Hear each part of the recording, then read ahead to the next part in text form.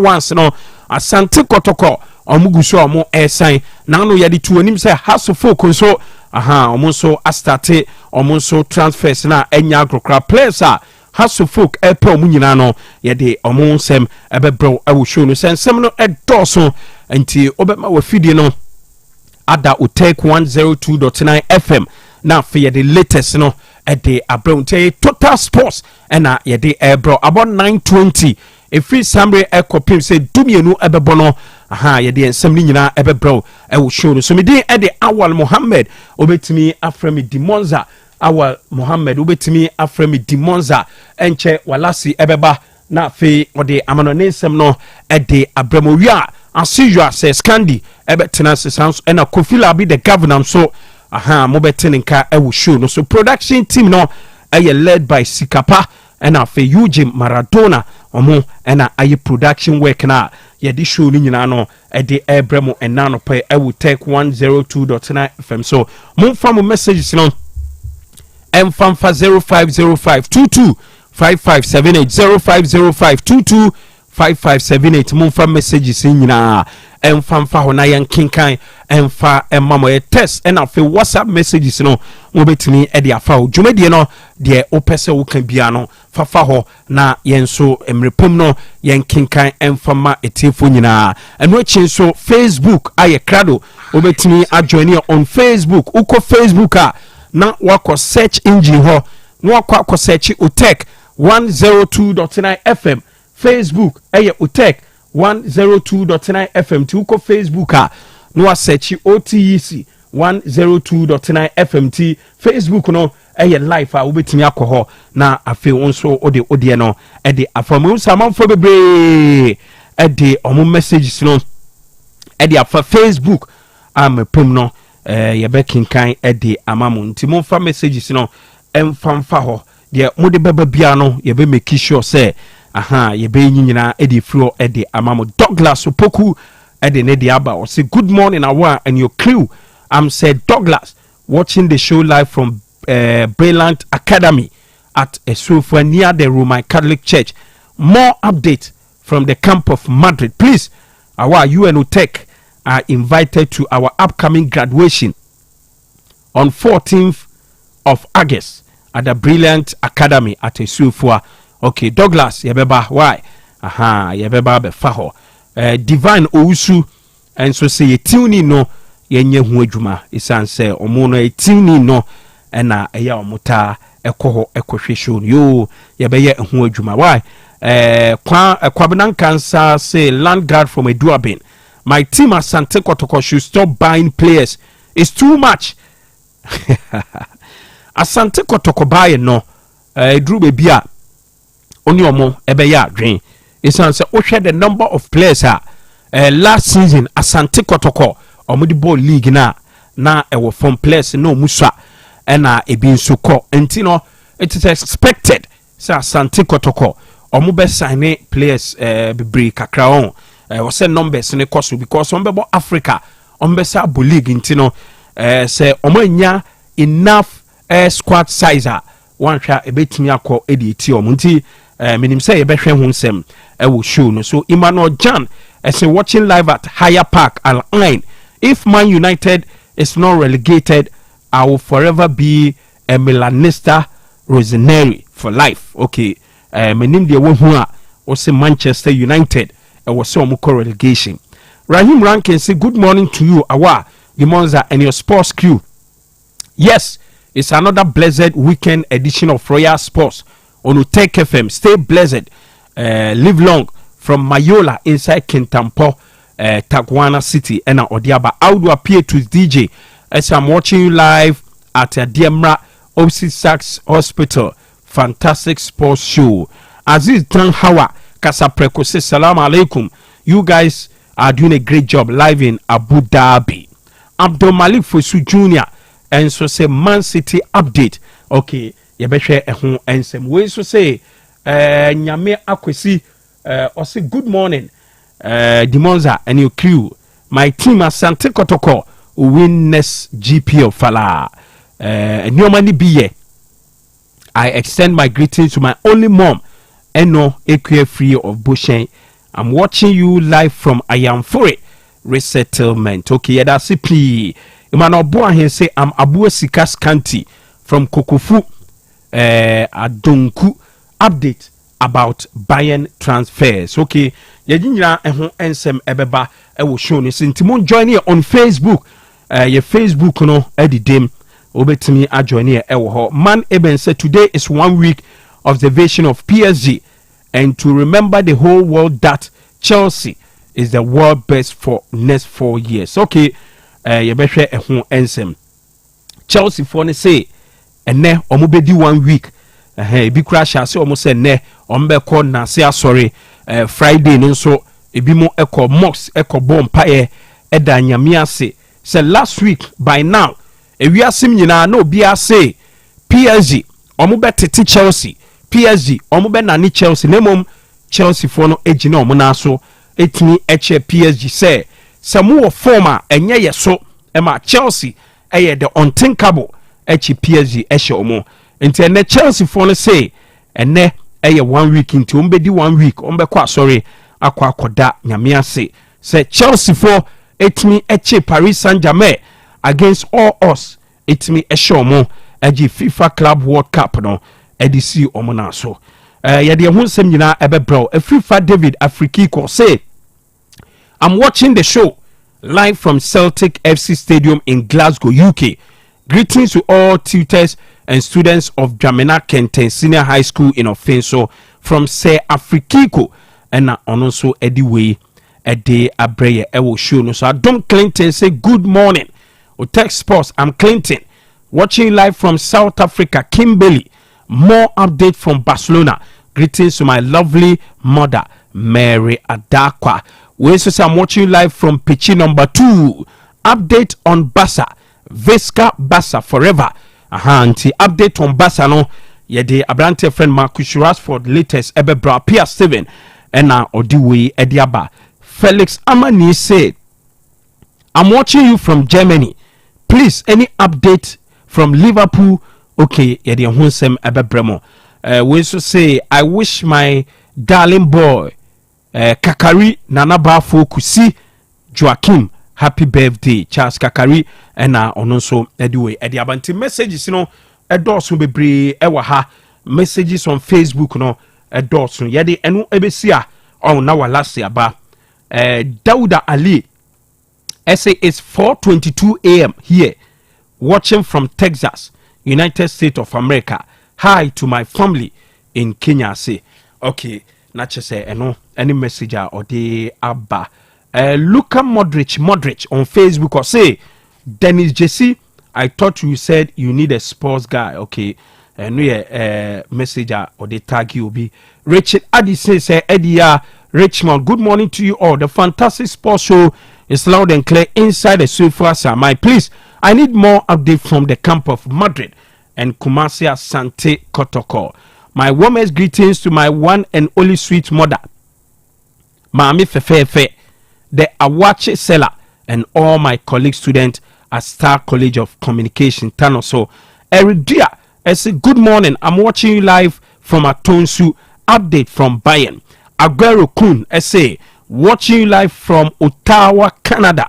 Keep the fire burning. Yao Sebe, I'm himfie. I say live from Gospel Oak Baba Shop. Opposite Kandahar Sport. I'm Kotoko will surely leave that Toyota cab.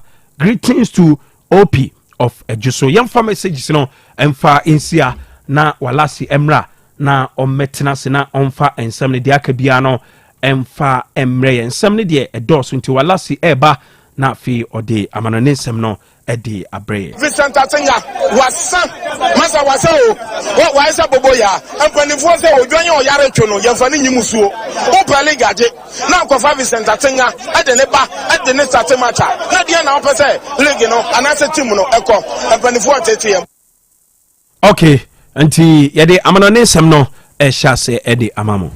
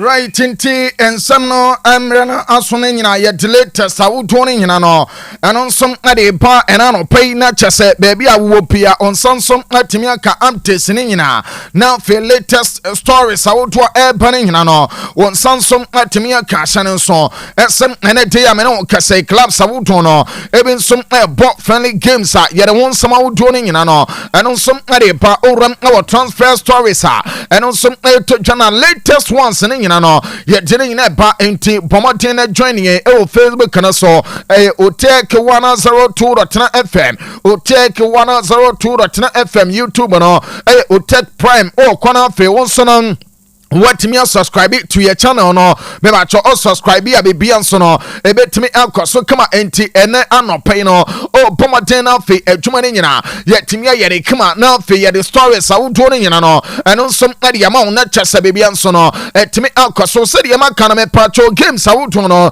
ensom akwaso our friendly games no ma ye de wonsam ne nyina eno nsom timi ya to ya enti wo de na no eno nsom obetame chuku na chasa na anopai no be bianso timi akoye kama hyane so ese de American nyina ne sem uramo wo Diamond Scientific Bar and Research Clinic kasoya amana di doneke ba me chano ensom na dia ba me pacho doneke no bona fe ye rom na won krofo ma so na fe ye di nsem ne nyina no eno nsom atimi de ba kama de wo no ene se doneke ba me chano I say mechanic bia ese bema de ho na oba akasa otwitwi fo se basabasa oba nsom chese o ka sam na wo chi wo ni nyina no eye bafua oba de sem obu na fe bebia nso timi koye emfa wo se o ye oba se wo ye wan kasa no nua ba ana sem o girlfriend enkanka won kanchama no yere no sem obu ye esansa no no ene chese beboa entina no pen no wo timi nka ne nyina ene sem obaba madina fe to neke ba mesa no what me no mbie to ne kreba bo na afe no aye sisie no modwuma na chesane ma ne nyina eno som atimi akwaso kama ye ka no watin kasa na nkasa no ebe ma wodin na bam na afe kotodwe no won som watimi anya wodin eno som abo ma bebia nso no atimi akoye kama hyane nso ese de tene se to ne kreba me sha no ejim amema mo nso motena awiasana ma so ebo de tene se donkomi awa awiare nso kwapem anwumere ne nyina no ebo na afe modwa ne nyina ama wodin som atimi apamu kama aya ne sano na fe de tie ne sem ema na mo som gyagya ho ema de tie ne sem som ye adwuma ewo gya ho no eno som eboa ama adwuma ne nyina no atimi akoye na fe mo gya no nso no eno som atimi de afrosane kama akoba ne sei na eboa pa ma chese bebia nso no atimi akoye kama entini nyina eye tonne kaba mesha ana de tiene se ena no pe no me kan for ya mo bibia se obanu numbe baby a wo pia no lectures no so atimi aboa ma bibia nso no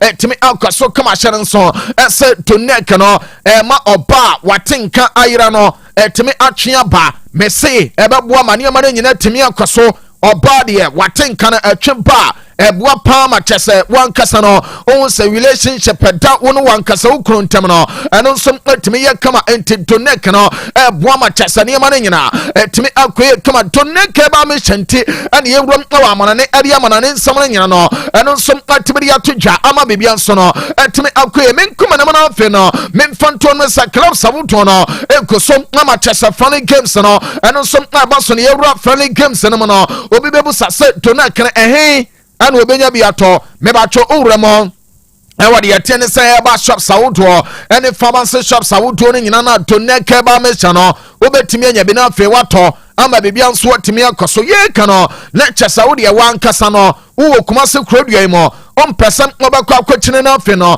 wakwa bra Otec FM ha oba lecture sa ne mane nyina no eno nso etimi akoye wa bra dodo bia wo pe no say ye baako say ye mienu sa eye enai enum edu ena kam na wo pe no eye tonne keba mesa na wo som obomade na fe no watimi anyare kama ama chese bebia nsom atimi akoye tonne kano boye ama ya rom na wa manane amansam na nyina eno nsom atimi aba kama hyene nso esem aya saida letin ade de tie ne sam mfanto ne mo esa storm grass we no eye friendly games awuto no ana chese me kano be ba storm grass de wo no ene sem amo po saida letin ade ford pack kana ma akoma yensa ama chese ford pack bobo kono omo antimi antesa kana yetin sam na nyina no no ɛno nso tibiri abahyɛ no nso ɛsɛ rosin ɛyɛ santade ɛnso ɛbɔ saida na ɛtiri sda ba ɛka mmienu ɔmo nso ntimi ante yɛ de wo nsɛm no nyina no ɛno nso tibiri ato yahyɛ no nso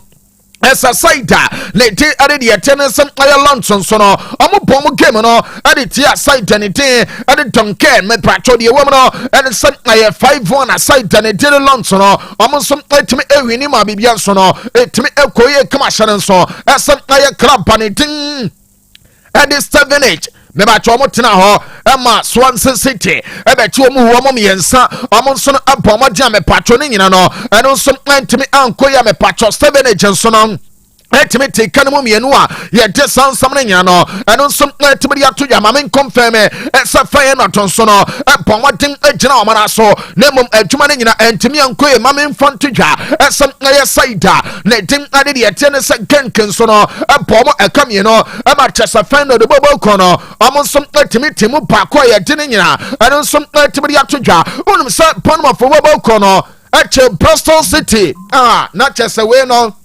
aye total aye walloping and omo ye adwuma no aye ekanu makoma nsia ana Bournemouth eche Bristol City enum no omo timiti kanu mienu we no aye friendly games awodo no and ye de ba hye no so FTC aye connection so no enso atena omo saida letin ade de yetene sem management gan ade bom ama management gan so no enso abom mienu ama chese connection so no omo som timiti kanu pakọ ye de ne nyina enso timiri atodwa me patcho na brother enso atena ho ama Olympiacos ache no abon kanu miensa me enso timiti kanu mienu no wa bra ye kan nyina no le chese sha kanum fe we ni de o kan say ya de ankrofo betia say ye pa no shaka 04 me ba cha shar kanum fe any side any 3FC20 game no and some until no wa bra me to dwa asa Ajax bobo kono and some ache side na ti ade Michelin and some upon 3 ama cha so motimiti kanum ye no and aye kakra e ba ma me front to dwa asa study and change so no abon kan e kan baako omo some antimi ante wa bra ye kan no na chese FC United of Manchester sadi we no ye kan ba kase se we dey man you dabi o me ba cho okay a ebufu ba Manchester Manchester supporters ni be aye se omo ba kwa kwate omo club no etese Paris Saint-Germain and Paris FC no de etene se we no aye FC United of Manchester na timu ni de sa yemra makwamna omo FC United of Manchester no eni amankoye me ma cho say denite e de Exeter City e chomo bomo 4 omo timu baako we na kabawo no wakwate ama Exeter anamo 4 no ode ba be Premier League gaba na sese entim aye we nyina no eno nso ba ye tene nyina etim de atodwa grasshopper so no etena ma West Ham United bobo kono enso upon 3 amotimiti kan mo paako ma me mfonto ya sem owura ne den are Ivan epogo ne paako ana fe masha enya go ne nso paako ana owura ne den ade Lucas Paqueta enso aye ne 3 ede ma West Ham United bobo kono eno aye kakra na no pay todwa ana chese etene nyina no eno nso etibiri about Manchester United bobo kono and Leeds United ade bomo game no me ba cho aye ne no na chese ne nyina nso no eno nso ade pa ya te won sama auto ne nyina eno nso etibiri atodwa wa bra ya kono le chese me de to no nso check games no aye mo eno nso pa so Asbag bobo kono empo ade tia saida le tim ade Astra Ayleta no me patrol game no eno nso ade 2-0 ade ma Asbag ya te won sama ne no eno nso etibiri aba ya de some Blackburn Rovers and so on amache Everton we cool chop baako and a Blackburn Rovers edema saida na tin ade Everton adwuma ne nyina no eno nso koso kama hye no nso SSL Teken some Newcastle United bom ekane makoma nan ama Newcastle United nso no entimi antikane be ma me mfanto dwa esa Burton Albion enso aye adwuma no wa bra me patcho Birmingham eka baako a de tene se Burton aboy no lecture Birmingham bobo kono omo nso entimi ante ye de sansam ne nyina no eno nso etibiri atodwa wa ba ya kwen mo Nottingham Forest bobo kono and AS Monaco de boma game no eno nso ente no sansam me de todwa asa Redden nso atena ho ama tona must pe eche ne bon academy no 2 echire din we no aye owura ne tin ade lanchera me ba cho point no lecture se owura ne te ade lanchera ensom epoko ne pako ana fe owura ne te ade fosco be chenso no epoko ne pako ade ma tonamos pa me ba cho 2 goals ne nyina no ensom pa kama ye de ne nyina no ensom tibiri atodwa hye no so asa Shrewsbury City enkofo we almost de no lecture se Shrewsbury Town Amadi anankasa no amne Kendeminster edi bomu a eye na edi mo storm grass nso no epo kan mienu ama Hansberger FC ensom activity kan mo paako we no eye kakra chese na no pen no ensom to dwane ye de won som ne nyina no ensom tibiri ya bangma bebia nso no atimi akoye command funny games awodo no ensom agoso FC pa epo 3 ama paya wia enso atete sa ka ne nyina we no eya kaka chese ensom todwa ane ete ewon som auto no ensom tibiri aba ye de ne nyina no tibiri ama olonso no ane jiro na bobo ko ne jiro na tim no ensom apo akana makoma akodi ete ne som enum ama sai janetin ere oloton so no ama ntimi antime hye ne so asa alate club de pepawo ensom ache saida lete ede pomfretina ehuomo ekano som aye pako omo som antimi ante balantia bobo kono etoma castellon so no eponi mienu omo som antimi tikano pako entim aye de womo no ano aye kakra na no pai etodwa ana chasa yete latest ne updates ne nyina no ano som antimi de abasa bi abobo kono ana Sunderland so de bomu a meba cho aya 11 omo twema ne te pepepe we no OPS se obi ano aya kakra na no pay etodwa ane ete won sama nto ne nyina no ano som etemni apa no ano aya kakra na no pay eba ana chese de won sama nto ne nyina ano som etemni atodwa ma bebia nso no etemi akoye kama yankuye no na fedi akapia yemfamra na chese bebia nso no ano som etemi nkoso kama hye nso esem o join here e wo Facebook na so ano aya Otec 102.9Fm Otec 102.9Fm YouTube no aya Otec Prime yes Uram wa TikTok no so ano ne ye na chesa hono no ye de ne nam so entim osachi a eno so no obetimi anya na live presentation no ano so patimi atom kama wa bro ne nyina no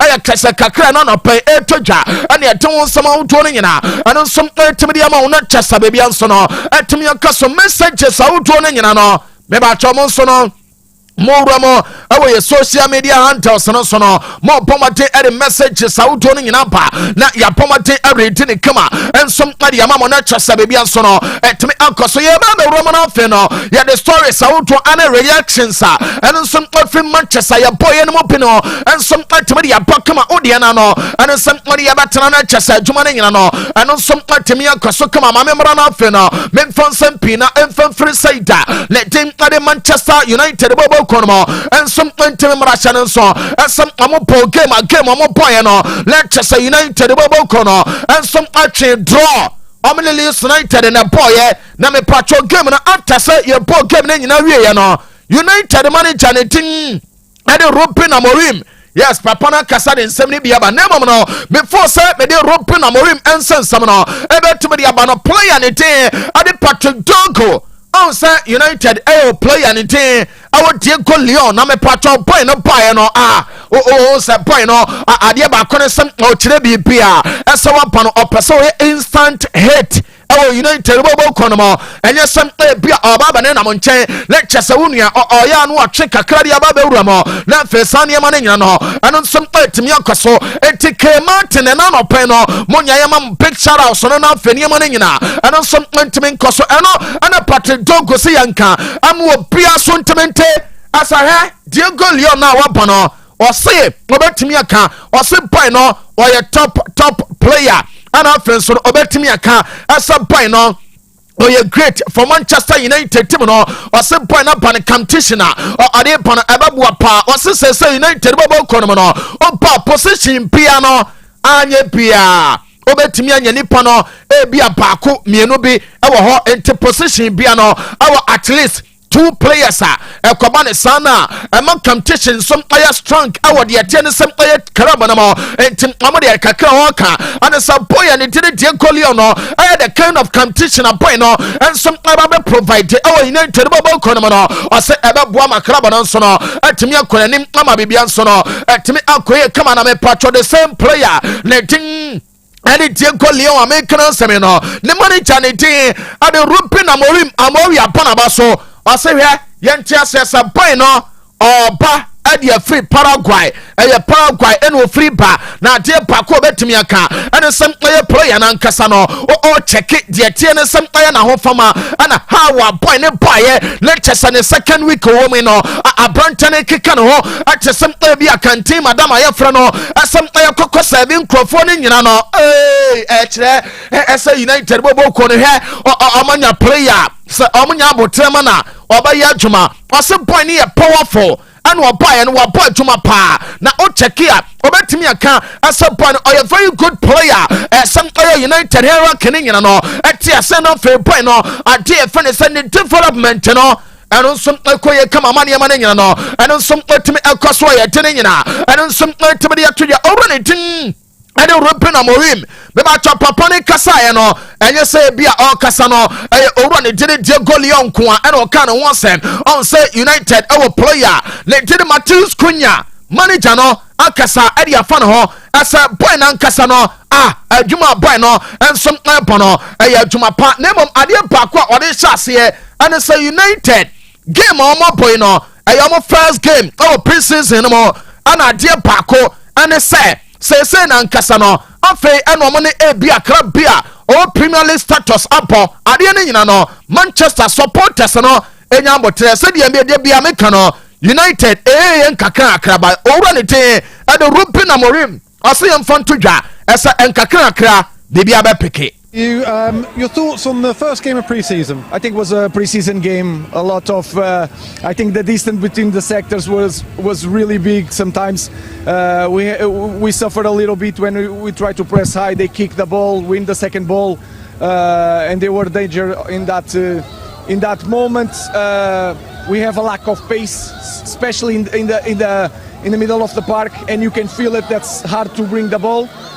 But we create chances. I think Mateus Cunha showed that what we need, that is the player when receives the ball between the lines can be really aggressive in direction of the opponent.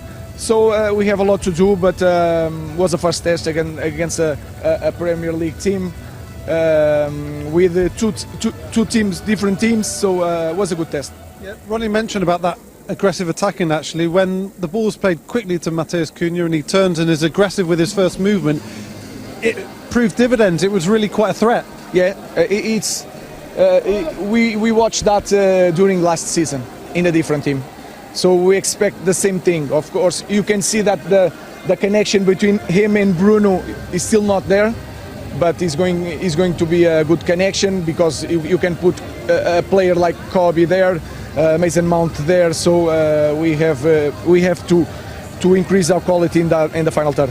Special mention to the young players as well. Diego Leon's just come into the club and right young queen one of yan twaso entiano Manchester United na chasa de tie no ene se manager ne tin e de tie ne sem Ruben Amorim aka Amori and ode sansam ne nyina eno som ba ye den won sam awto no eno som tibiri atodwa no na United hwa ana meda so gina me ba cho owura ne tin ade de tie ne sem o chekia mame fanto no se Leni Yoro on se Leni Yoro so no player o gina kire ho bunua wɔ France ni akosua na no pɛ mamentia na de wɔm no ene sɛ owura ne tede Leni Yoro ana wɔ se hwɛ yenkam obi aso ntimente asa Brian Mbeumo sɛ United ɛna no pɛ ya me na okasa na Mbeumo ne second adea ye fa ne some America no eno some akwaso kama ye tede nyina no ado some tebidi abante boy ni wi a lecture some ono so bewura mo awa Carrington na fe no one press ne hia eho ana me pacho images awuto no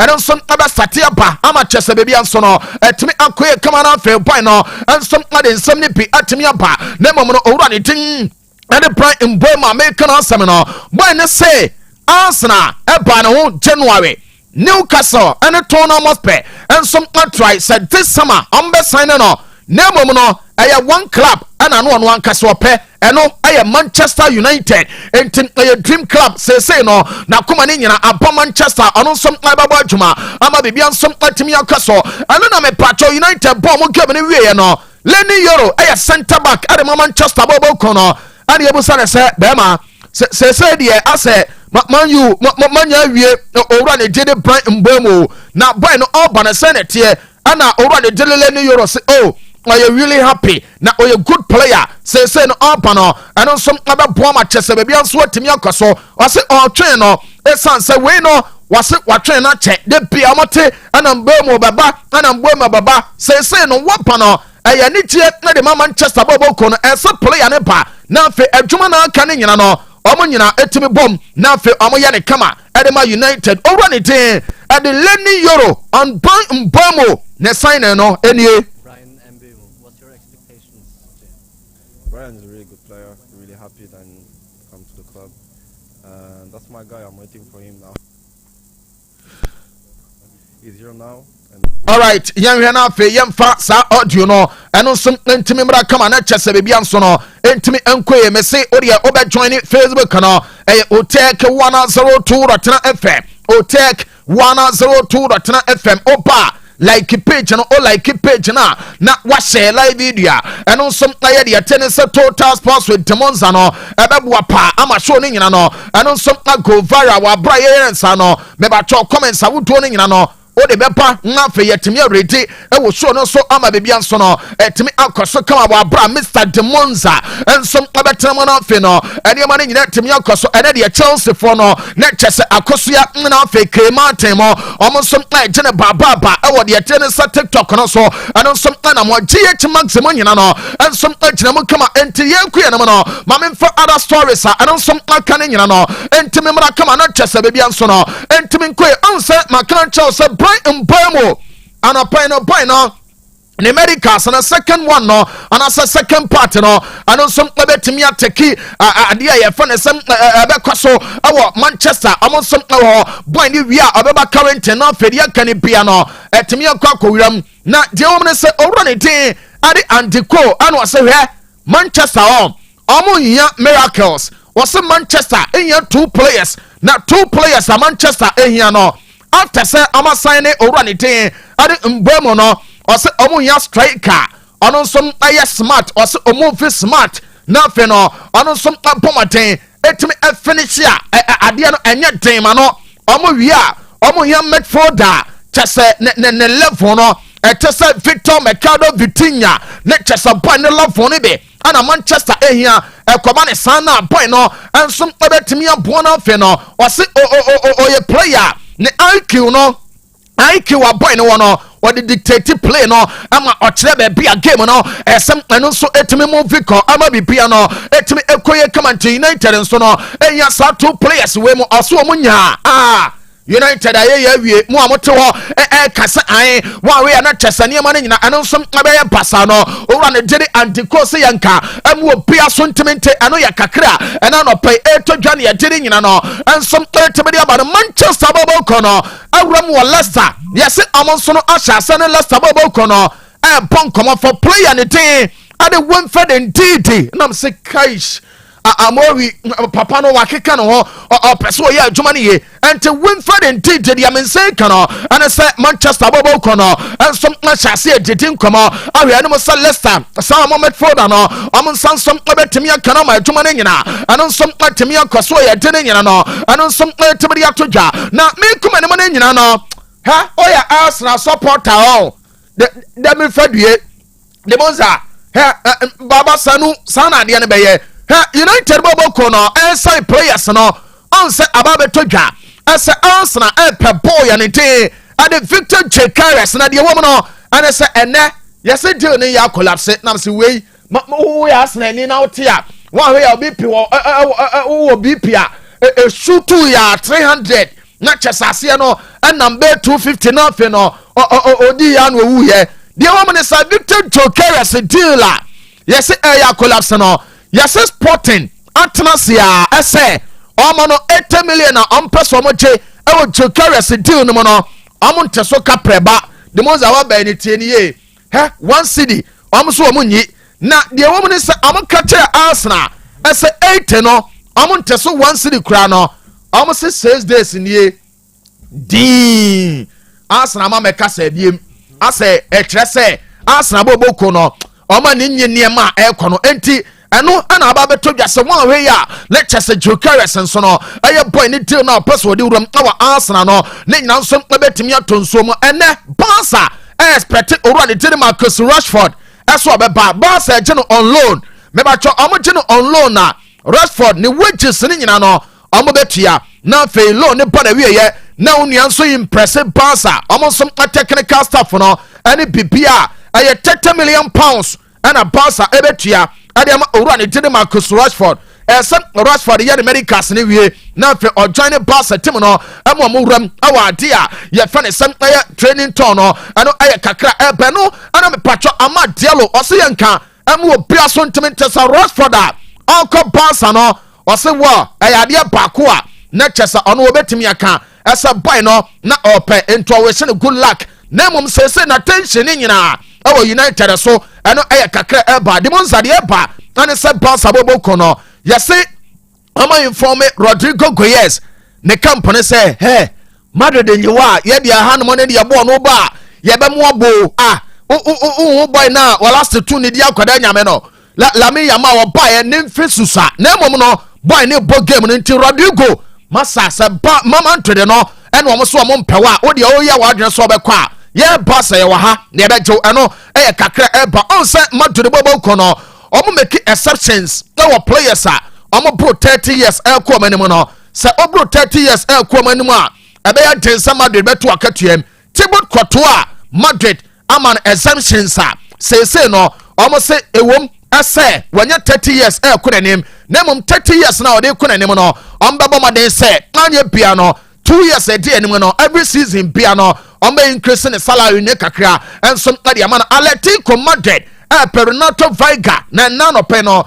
the airborne boy no anya bia about 40 million euros so the eso mukotua ade ma aya side eno so etimi akoso no na chese Chelsea bobo kono ano aya kakra eba the Demonza de tene se Galatasaray Sport Club Gala omo se owura ne dire Ederson Moraes Santana on se mebekan wa ha aya Thursday ya ese Gala epeno yeso mo ne boy na personal terms de oma donwura gusokura wie dadada akakaka se city ensom ababo modern afen oma timi awie na bebia nso watimi akoso nti Ederson Moraes de Santana nso no bebia betimi akoso na big bout akoso no Alexander Isak ono owura ne den ade de tene se Daniel Dubois eye Portugal ana kokko wie ye eye pampalu pabo ye bo nua na se akokko a wabɔ ne tire no fefre team na Dubois da form anya ne so unu be sore baaku mienu miensa round 5 now ana chese owie ye enti Osik sese ya me no kase no papa no ade baaku ne se oya one time oya cruiserweight oya undisputed champion one time cruiserweight undisputed champion ana sese no oya 2 times heavyweight undisputed champion na o check the records between oya British oya fighters wabu owura ne den ade tone believe baako we brim no baako ekire din Derek Chisora we brim no empra ne baako Anthony Joshua 2 times ekire din Tyson Fury wanom ne mienu ana Daniel Dubois wanom ne mienu enti Alexander Isak say no owura ne say yenka mo obia so ntemente ese one de ne fans no mu hia sa win we ana wode amomo entone de ade baako beka ene se eye winner na ne supporters ne pento de amomo ana afen so no all ka say next thing no ene se o se eye enough next ene se o person rest enti YouTube ne Facebook for no wo de awo he de mo za ho bia ni amre me hwe se do si munua no so no on se de blow no so lande ne nimpe lande hwe eni aha na unyano no na pantane na no so ho no wetim na no on sorry bio also kokrom na omo tete ticket no say dem say the stamp ni team so no pine so pine wabone sa no na afia ya enti was a blow landi nenim no wantimi answer we timi tu sin o wantimi answer pa timi tu sin we na nya yi na ehye nanum na ke timi tu dodom sin ne ba ha no no afi obo se obewie na dom pekura ntimi mom enti Daniel Dubois wonu akwaji nani so ye brim no ekire din ya ma bibia no etimi akoye kama yemfa na ase ni nyina enfama donate kaba mesha fi Diamond Scientific Herbal and Research Clinic bra Otec FM ha obenya dodo bia etimi ato yentia Master Jobo generator expert yentia papa no ena enenso bra Kofi ne maame ayi no Faith A Rentals yes toaso ewe dubin so Faith A Rentals yes ye boss no sports for idea on fe ni agro Demonza say wa we preview to that sure. Yes enti enu ayi no Saturday de ne ba so ene Sunday ye de ya on be kodi pasori e wo ayi no edubin so na afi o maginem na Sunday service no eno so atimi akoso kamanti bra Kofi Faith A Rentals ye wo kro from any around ni nya yenkuja woni ni nuanom na ye nkura chama yachi ne maame yachi na chama so no bibia nkoyi Master Dan ono so ye nchia no ena chama Jalil waba on waba mi meeting no okay chama Jalil of course chama Jalil but no pay story be me reading ama me ra okakra say Arsenal target Abrante friend yes Jokeres say from Friday no to any father was susa was it deal no say the Arsenal father say papa na suama na ni nyina kokko ama se ogusu a wo su say o hwe se ne no ma keka kona tumi say deal no enya ade a ebe koso enya ade ebe koso se ne bebi Arsenal ne nam ne bebi a on say ni team sporting so ne nam no on say Jokeres dey ya kan Demonza say Arsenal timi an sign na next 2 seasons say boy ne ko baby no perform ya mo Arsenal fo ya beba be kase ye ko no ho se ye pe no we crank ye sign na wiu o kai venga time no player be o was asase so hit ya Arsenal kwa make inquiries but minimum transfer policy ne say dey ya dey tie on say mo ko player ho a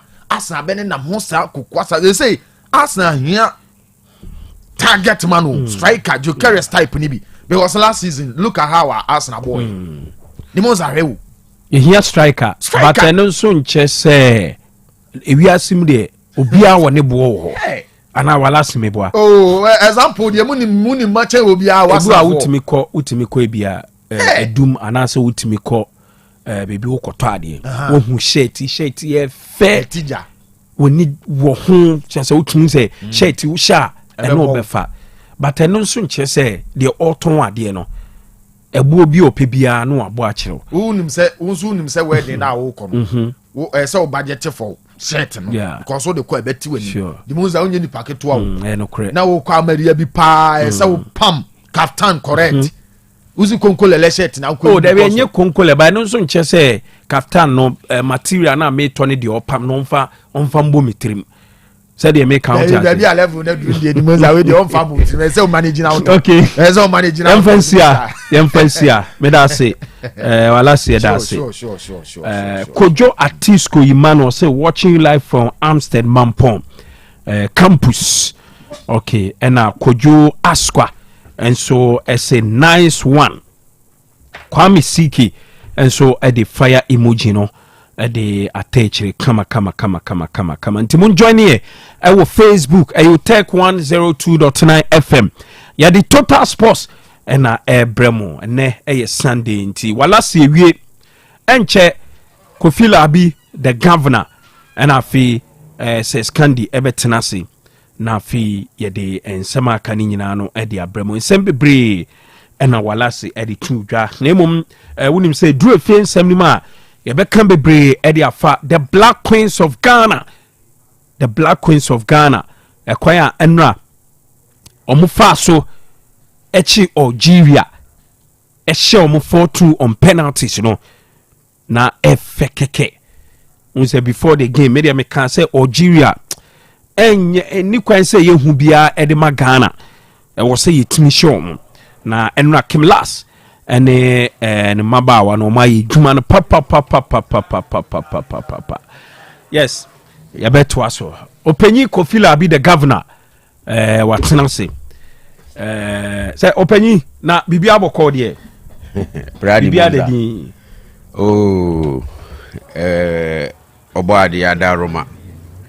obadi adaroma odi enenso ache so na Eugene ne nam ɔde ɛnɛ nso akyɛ nti adekyea ne yɛdi afe so wahu ɛna ahwɛ yie na nti ɛnɔɔma ne bi yɛ na yɛnkyiakyia abusuafo nyinaa sɛdeɛ sɛ na ɛfata na ɛnɛ deɛ Dortmund ana hyɛ bɛgye ɛfɛ ya sɛ maka sɛ Dortmund colours no colours no ɛfɛ mepɛ ɔmo colours nti mehyɛ ya na colours no mepɛ ne nti na so ɛfɛ so yellow and black we yellow and black right yellow and black ɛfɛ okay. But mame fan to dwa sɛ yɛ Facebook no sɛ krofo na agye about the saying and he say call YouTube it's okay YouTube say show ne da ho Otec 102.9 FM on YouTube nti me say mun join here on YouTube say see na mo enjoy show no e wo ho mo messages nyina no mo famfa ho ye be kinkan e di amamunti Otec Sports on YouTube mun join here e wo ho see na yemfa emremo e wo ho UG komia baby ana say ja the pochi crown no koto ho so na microphone so aye o ma di no the koto ho ye so kwabna opanyin says candy say bia boko Demonza nyame adom mpacho na onzo nyame adom bibia boko enda for the sake of tomorrow treat everyone right sa pepepe enete say next Sunday nti ebewura Bible nim na ye the quotation e de aba fantastic Dudu girls na daroma ye be ni sisi ahon Debbie okay later lebako aba na me hu eyibi Kofi yes next season ana season e bewuram no say me so attack na eye hwan ne hwan Chelsea attack no e bia front three eyibi na ye bo 4-2-3-1 4-2-3-1 ai enti the obeli di attack ni die obviously ye Joao Pedro ai okay and yes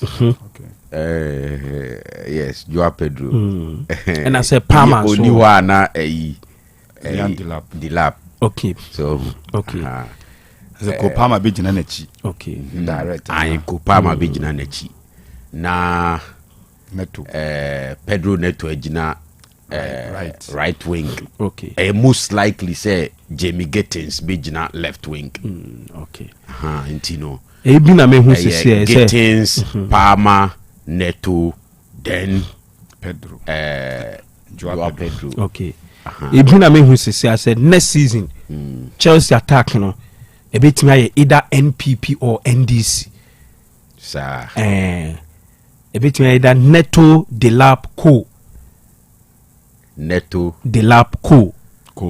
Palma nti e basa na aye den NDC ana say e betimi aye Neto Palma Pedro NPP Neto Palma Pedro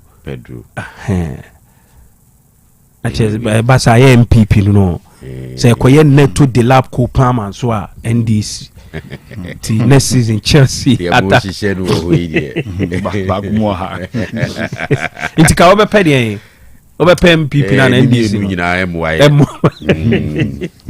na be try CPP ye be boaye ne ya shishenu okay na chese CPP betimi no so betimi aye okay na ewura he anopa eminim sensem bebre ewo ho ewura he fa se ene Kofi mun reme 10 minutes na okay ade I know Black Queens for year no nim say na ebe nya time e de amom pa na ya kan mu nsem bebre all right Black Queens yeah and Kim Lass all right and what the omo attitude ni de na ye nti koba I think that's the ama victory ni aye the more and they say Nora Hoptel every tournament nim ena Ghana ye koye nim ena ma aye Ghana for bebre na de pan confirmation bias for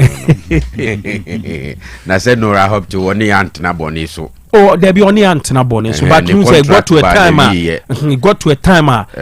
you mu bi kura kan bi say as without Nora no Black Queens team na tete apansam na ayeye oh enye ye send pen yakọ one step ahead of Zambia, Nora ahead of Nora Hopter nti ayeye say aname boy yes but I think significant. yeah Ghanaians as critics as we are we are sure that narrative no and our conversation be say near wo Nora any man no call ye sure say Zambia qualify na ye Mombefia. I'm sure say a lot of Ghanaians be resist our questions say sure aden ya anye de na say bia to make sure say Nora you be retaining a better because she didn't ask for much. The ubusa ya na say say man competitive friendly games so betimi dey keep the girls in the ship. Sure. Said they challenge the top teams in Africa. And they said you see a critical on our leaders, especially Enyema Jigua. When we win together, sure. But you lose super as I say pointy fingers. So I'm sure Ghanaians would have been throwing questions at the GFA and even the ministry said you coach Papa say. Or even when we were winning. You struggle in the first match and you lose you draw you bet us we were still skeptical kakra say Nora wan ke bia born be fenk ye mere said ye bre no though we were winning now say Kim enya the needed respect na so nya for adwuma no ye no but so Nora na wan ke born no form kakra we no born no ense da nye baby edru no de enye a yastic that we betimi aka say Ghana we have arrived because you travel that sure. And then think you twamo and say celebrate say Zambia film yeah qualified to the next round they say we should celebrate it nemum I think coach any the questions and anchor Ghanaians me can be kebi be true at the GF any the girls in no me ka the girls I mean the national team no say adena Nora Koy and I said near my Giagu any those things, but it's good. Who say what the all kind? A lot of people felt say Algeria bit my problem. But going into a tournament, there be a case if you want to win, you have to be the best. And nations or more I mean you struggle against them no. You cut the top teams in the Africa now. You go free Morocco, South Africa. Eba edenya yebepe be the Algeria ashe. So it was always going to be one of those scares but to win and progress we will not take anything from them. Nemum enya han expect you. We are expecting them to be at the top. But the Kaibebwa and Swami a proper analysis and they say you must have said the opposition now muyi Nora Hopter nini team free muno Can you share ya and anka opposition na yishia no kenna Nora Hopton any team share ka dynamics in the say football tournament ne knockout phases there. You see, this is the disrespect and a man for just about 2 weeks ago. 2 weeks ago, remember about a week ago. Yes, a week ago. Now man for the match Chelsea. But be more fire na when easy route. And no man could see Madrid near you mono. But eventually when you go to the final, Chelsea proves say be more fire and PSG and me final hono. You understand? So knockout phases no yes relatively young teams need be more America clear but a tournament it drew baby a knockout now now you cannot underestimate anything bia or it might take you by surprise.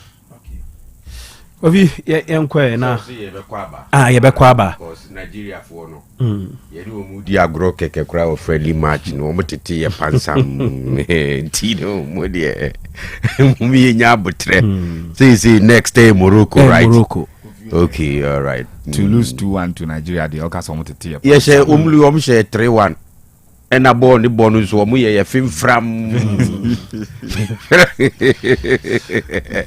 film from Mentino mo ye nya botre kakra no me nya botre kakra team no he just can the enu abo na ne hwe ya pa okay so what say ye komra and because me hwe see na me bre so no man kitin bi anyway Demonza anopay die me sure say wo say etoda wani timi jema onipa da sani bi wo wiase mu a right was so when it me Jima Branty a friend Marcus Rashford. So what you say? Na Edientia Rashford any United any problem. Or that's a Manchester United problem player, right? I remember in 2023 I was signing the new deal. Obenya, I think £325,000 a week wage, right? And Chibia na fi United phone says or more question the attitude near there or field ne so, and they believe say Rashford beat me more than the or field ne so, right? Looking at the qualities, right?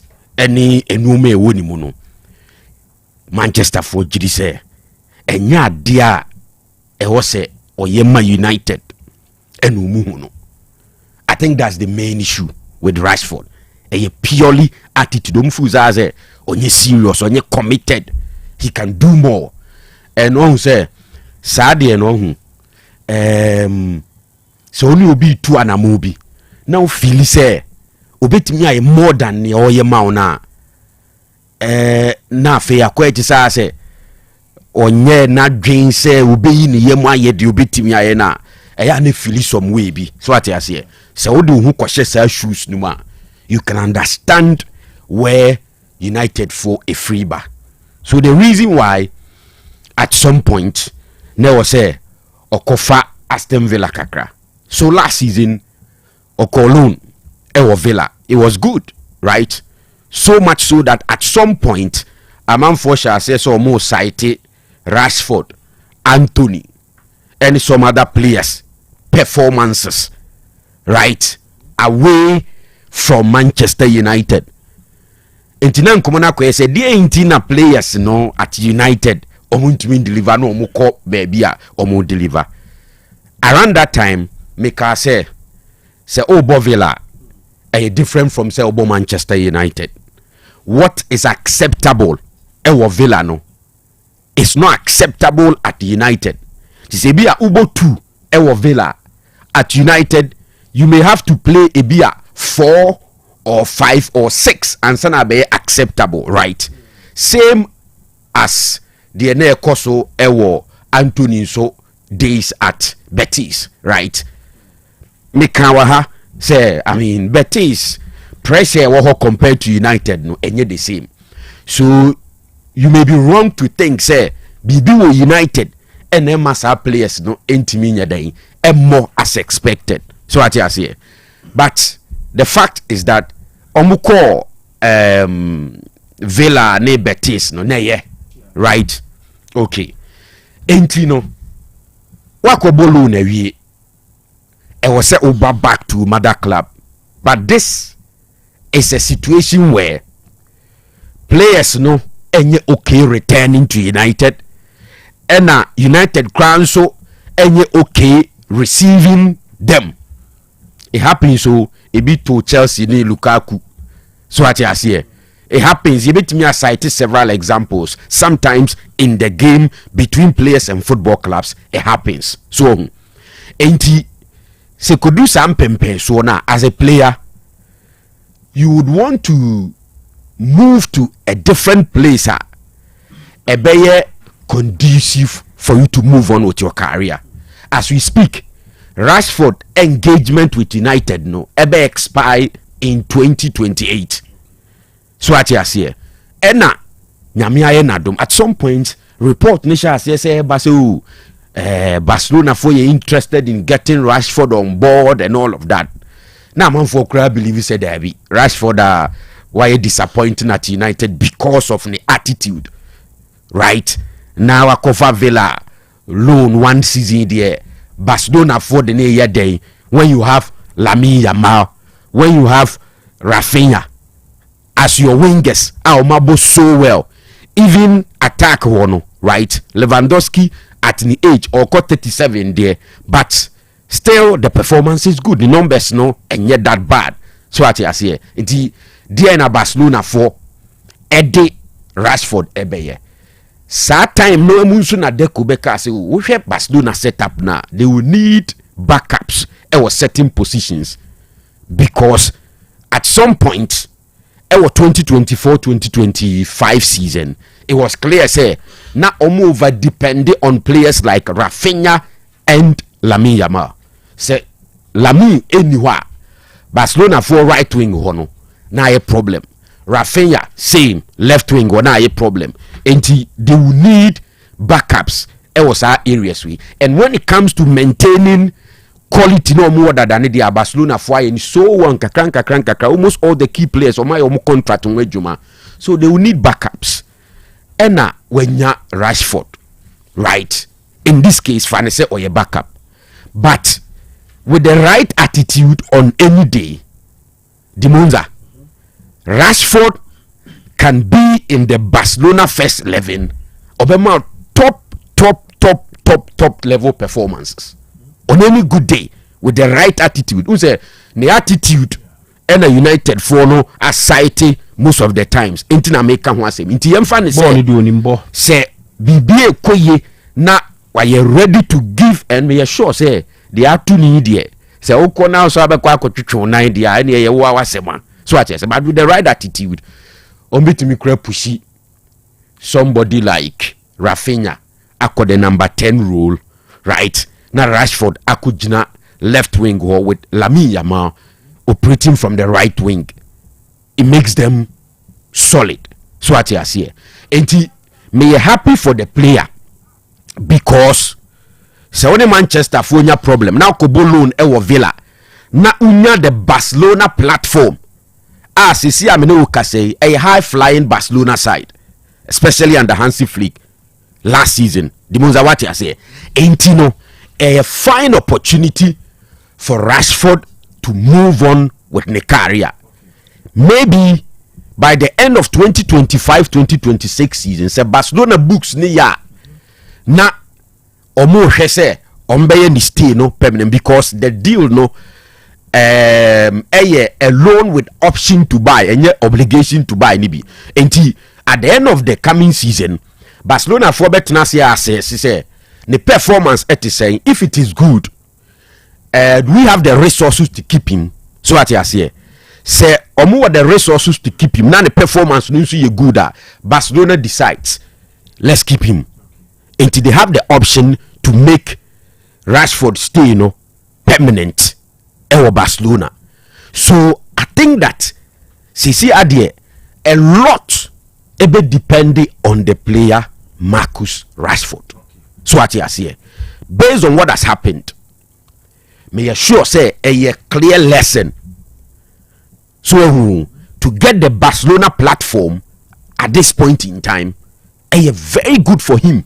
Diaka the right attitude. So what I say clearly.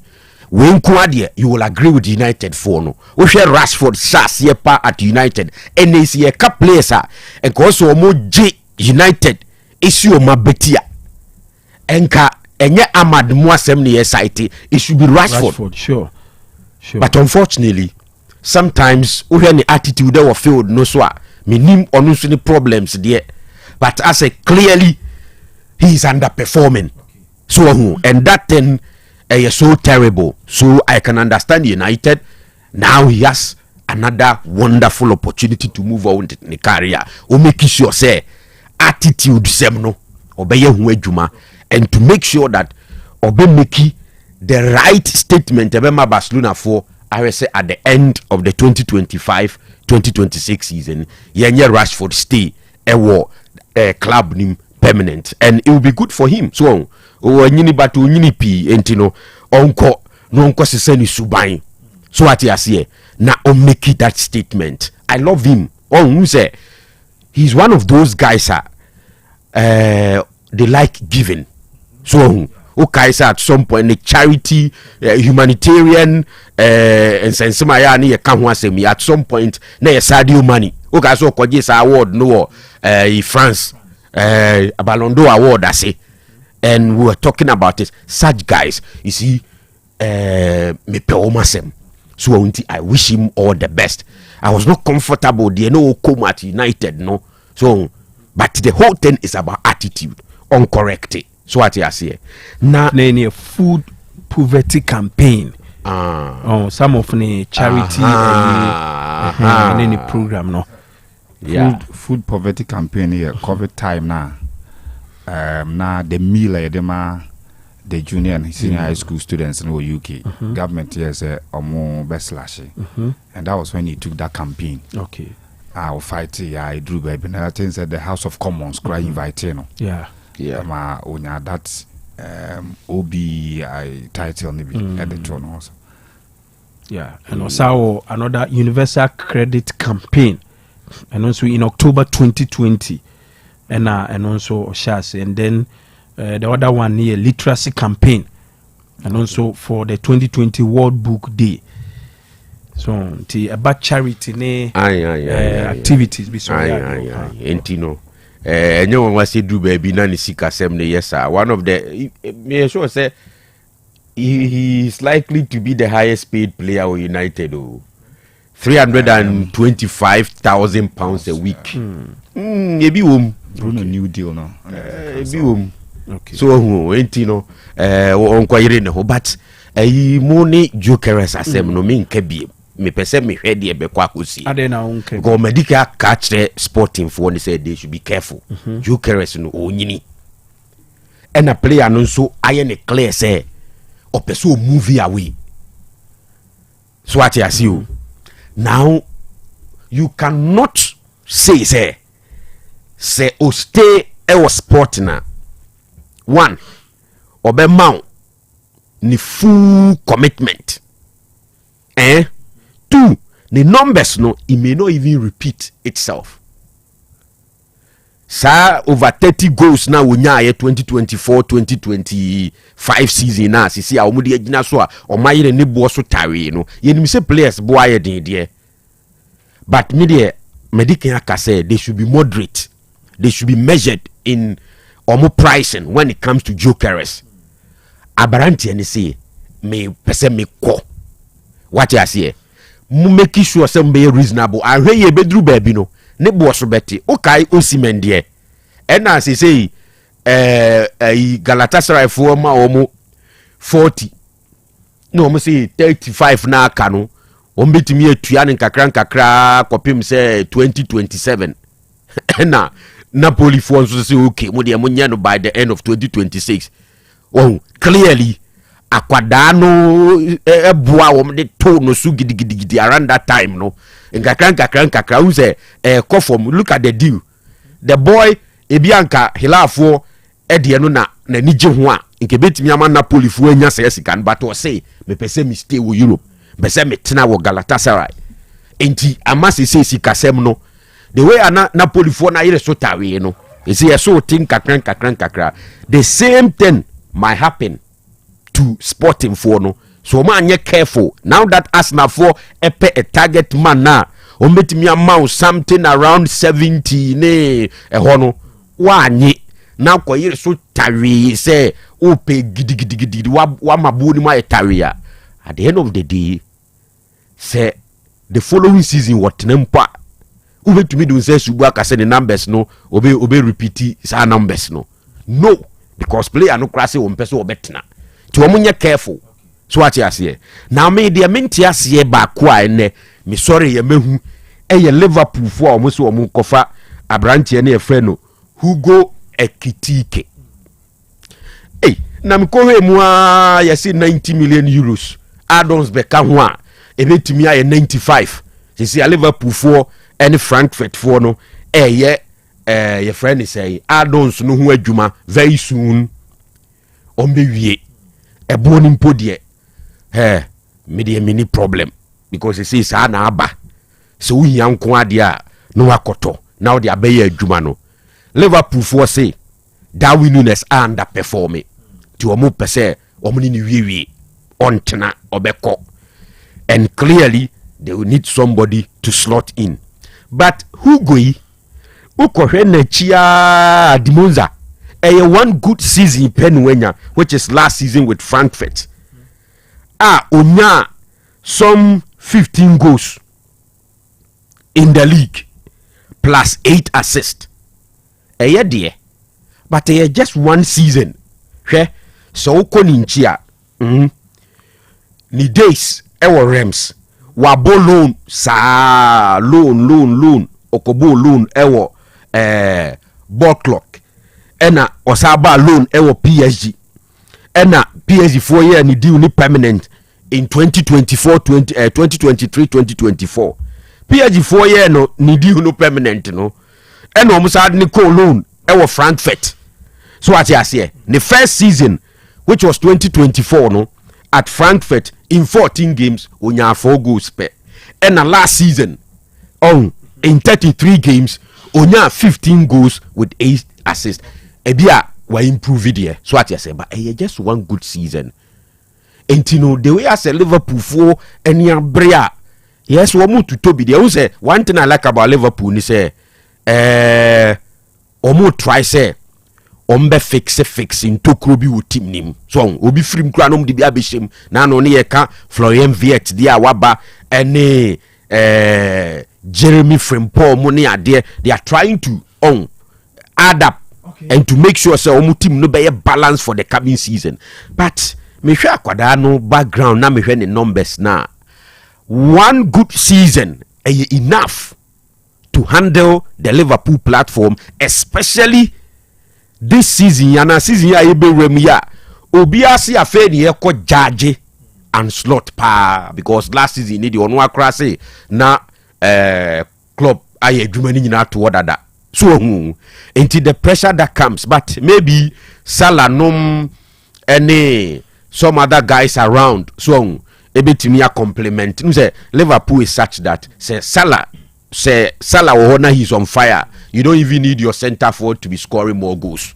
so at as because we guarantee you double figures almost every single season at least in the last 8 years we are proving na MBB kakra so ne bo no any the way I say o ma peja one good season entino a clear case of yenyi ni low ni enhye ne high because Frankfurt fui the permanent from PSG na ekitike na enye huhu bia so okay me da say kovi yen fancy ana yen to aso na yen hwe sene ensem no etie Kofila bi the governor na motene nka no anti pre-season eguso a ekoso Arsenal team no enso akopiem unso mo tour no ye Asian tour to Singapore and Hong Kong anti nyame adoma matches no 23rd July Arsenal ni AC Milan ebebo 27th July Arsenal ni Newcastle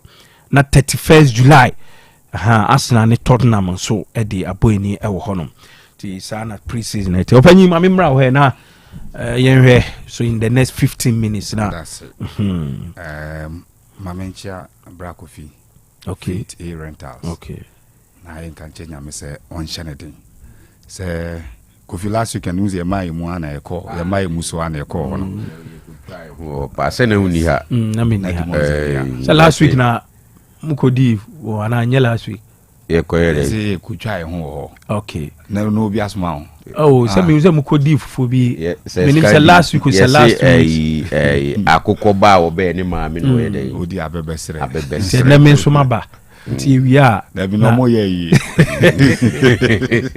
and if for ye yen kwa ko fi na yire ene ono ankasa ene abusuafo ni nyina na ka se nyame shomode na fi Alhaji Jalil Alhaji Jalil Alhaji say the Alhaji akofi nko ho papa Alhaji ofri haji abanti ye be ko why enye ne haji free a we free aba o ye be ko no yakwa abro so kofi still me ni kofi nante ne yenye o the round say yenye monko chama edi yenko da bi do ka kire hwan monko chama edi o de ye be ko mensu wiki why mami chama bi la so you see if you are on uhu obi a oye a fighter say or the character say on jinkugu ntum na time bia no o hye wunkuran because o hwe ne life a obetimi e de etu nipa fo and a bit my the standard a obetimi dia motivate nipa say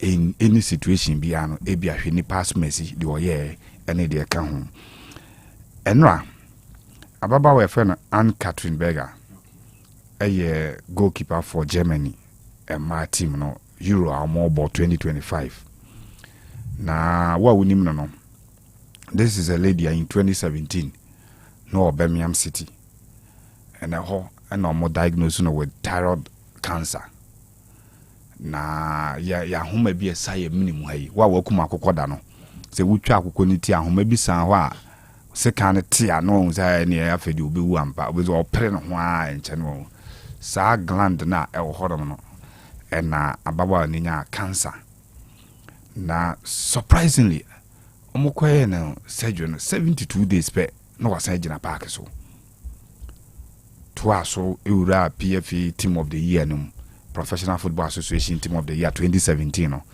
and after that when you transfer to Chelsea and Chelsea's successes omunya ye WSL Women's Super League no odi mu akotenepa 5 titles and okoje e wo honom and sana oto aso akogo amnesty e wo US last year ye nanra said the last Euro 2022 no okatim no and at the Euro no and yes I diagnose you ni biem Tina is stay of the team, but Nyame Adomanra 3 years on against France when the odds were seriously against Germany. When they conceded a penalty, Catherine Hendrick, Eko train ababa will be 3 million or boxing. I made a penalty DTR Germany. Even that penalty no go watch no. Otimide nsa epia ball no but na punch kakra wo. Okay. So from the 15th minute omo conceded the first goal. Added 10 women aging a game against a started side in France. Yeah. Omutimi boy ya boy extra time you come take man 1-1. A boy extra time you a penalty shootout. And I was surprisingly since 2013 or ye the most saves in the Euro because we 9 point blank saves against France and names on better to Germany. The Germans fought with their character in Germany for war tournament. It prevailed on penalties and even on the penalties Omeki saves Esanto aso penalty nibi. Okay. And the story no excited me because of what she has gone through. The diagnosis yahano so be bo football no nya miss up kakra bi na obense abu na bam no ya football no bo. Yeah. To asie nipa bebre a ebi o start football man temu tumi say akwena kabo no behunu bo pa de akobe bibi kakra bi obi ko anya yare e kom na be fam e kom no de ja football no bo nse afi se mpabo bi no wo yi o se force bi no wo yi a no de ni a kire hono. But this lady fought through the period no and on one kasa make sure say obetimi abeye that kind of personality and nei Germany France from the quarterfinals akọ semi-final no and din etwa so enya the player of the match so o save penalties no asan abone de kura e dey atonet him but unim oye engaged to Jessica I don't so ye English player the days at Birmingham no and sadly man ekoko so say abrafon de omutumi open with such relationship Carter so yeah in the Lioness team no for a year friends in England to also bought for England team no and ababa and then engage as partners and no movie ni no openly wa mo bien so a lesbian sure wa mo bien say ne partner no lesbian partner and now after the game no ultimately say the showers are and the praises are man for shower on her from the English soils because Okobo Chelsea about Birmingham City no it was ropa and I would say in the semi-final twice akona ebi obetimi atwaso ama Germany are the champions of this particular tournament and the story really excites me. Apart from that ade ba kwa interesting e won ho ne say was at the age of 4 and was started ball no sure as a teenager or started as a striker and son obeko into the post midfielder or sabe ball as a midfielder sure and or sabe ball as a defender and son at the age of 16 or switch ebeye goalkeeper who's a near cause 34 years and about 264 days sure the or 35 I don't know then or a flying save via likely say bit manya save of the tournament at that stage. So from a striker to a midfielder to a defender to a goalkeeper, the next thing so we bench so coach because we no mo say say die ntina wa switch sa e no ka so obeye too lazy to run. I say say wo dwane wo ball ne he and a man be a goalkeeper from animal to mfimfin midfield to a throw defender to the post. Akaso we kwakotana bench no so no akwako e coach e ho no. And congratulations to Ababa FN and Catherine Berger. The highlighter Ukraine for who we are say after so many Russia and Russia to show mosono. Abaye anytime Alexander Usyk ebejina about to mu say okun. Enuntina Mudrik story na ya pa. From baby was 33 years, ni baby and go bit me the football and do need the base on the number. But you know, unze Shevchenko, maybe before Usyk, be the greatest sportsman, who coming from Ukraine soils and also baby or the football drew AC Milan, Chelsea, and baby born in now. But ever since Russia Ukraine war no break up no, and a bass no. Anytime Usyk ejina bout to Mubiano, the whole nation rally behind behind him. And if we I sympathize with the gentleman ever since Obreki out there as a boxer. Who said Nra? Why in a 38 undefeated bouts, 38 matches no wakwa na say bout no wakwa yen defeat no. And undisputed champion in boxing, undisputed champion say yakika titles ni na album na nipa baako ekurano na odeko for recognize ni na no abrante no I make sure say obekabo a huge story for Omaya fan Ukraine. He see a bomb mudi pe na ayam hihie ene ebia some kind of moment enye enigisem ene kind of form. But ojina bout mu bia na o make sure say Ukraine flag no ebeye the only thing na say the highest thing ebe fly and said we see English no go form na no kwa na sama na ye ani ka de ma omo unse eno at Wembley eno koye sa ade no Wembley eno ko ya okọ make sure say obesa akofa the undisputed challenge no unse the first in 24 years. The first time a boxer be nya that feat no in 24 years the heavyweight division and ye mo na baso say anytime and also on fa nya me som so eni agro onya ku wie first na bebusa no odi kan de enimonyam nyina ema odi ka bo Jesus Christ dey ade abrofo ntanye se bi obewie na obebusa no se odanyame asese omo tie de omo achievement no ekotu personal hard work unbelieving hard work say nyame oyero ho you'll be successful. But no dey ubusa na sema odi ka bo Jesus Christ and sometimes ubonze as a sermon kura and will deliver ewo ring no and yembo na baso for enra anase anajono ade a utimi senya kan and we in the last 6 fights na unse recent Obo Anthony Joshua the last 2 times kra Obo Anthony Joshua and what the Tyson Fury Tyson Fury and so 2 times Obo 2 times and Daniel Dubois 2 times into Obo Anthony Joshua 2 times sure Tyson Fury 2 times and Daniel Dubois so no Obo wie na talks never no ring no asa catch us obesa ma rematch so per se osa ba wi mo ba ma opportunity to come and we 5th round there na just say it was almost a no match for him ne hoden na hwe ne body na original ho na ya cast will be a brania as a original super to the ends and the punches no they na the bono kura mfa no cause all the muscles to get the shocks na what they ba no eje shocks no the run the body nim the man and on so hard puncher obetimi through at the amount yambo na ba so lastly on Rashford story no me say a hammy. The man a hammy say when the boy hit the ground no and Louis Van Gaal, I told myself say Akwarawi said he was here starting no only 5 years or Manchester United, Barcelona, Madrid, and most especially Madrid and Aname say on price boy na away from how he started from that night in the Europa League to the first Premier League or boy against Arsenal. Sa double brace no unyaye the Europa League and the Premier League no be the Manchester United and clearly now be who say the height abranti ni bedru no ebe wosoro pa. As we speak, in 426 games for Manchester United was 138 goals. The rate of scoring also in the latter days now no do Manchester United and I say the latter days at Manchester United.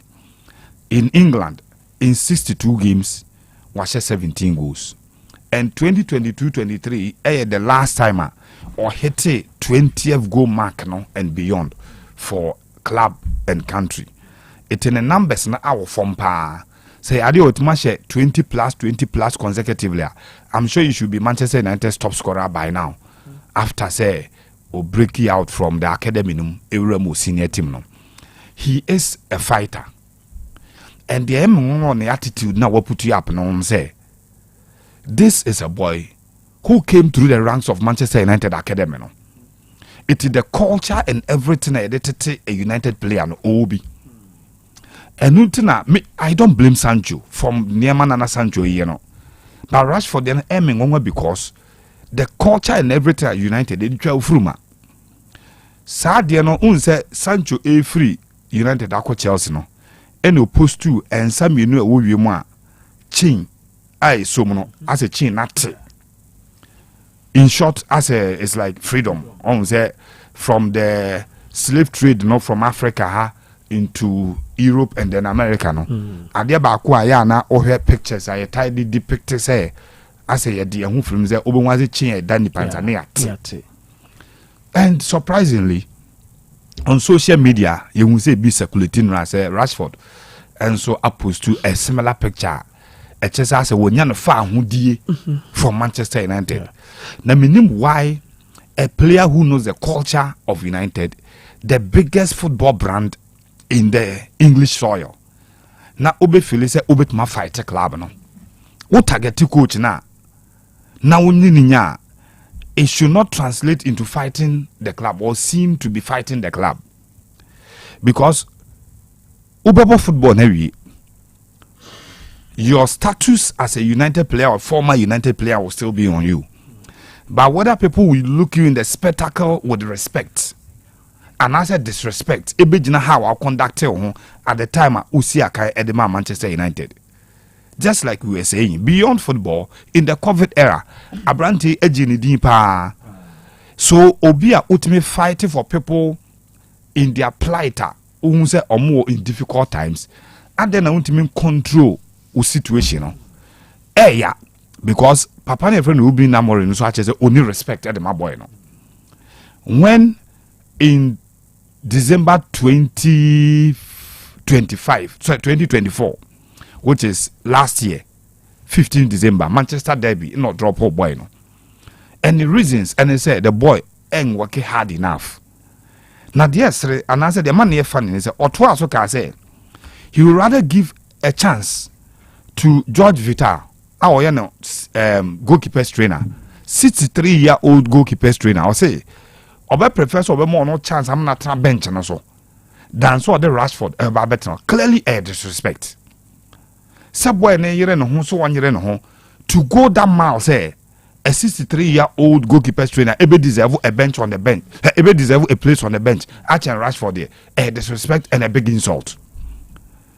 But the aiming one say boy no ama dey not try between on coach no to the extent that as a club no on the club nenya and what target no. But awa he got a chance to play for Villa. Unsa the Villa spell no as a Rashford the free man you or quite no perform senior no clue woman say in the Premier League games Obama Villa she 2 goals. Even the 2 goals, one was a spot kick, penalty back. The enye a player as a okol rejuvenate no with Villa as a kobo boy na hu bi. It goes to confirm say as a dia manager no hu won no e yampa. Cause Villa ni na hu 2 goals in the Premier League, 1 from the penalty spot.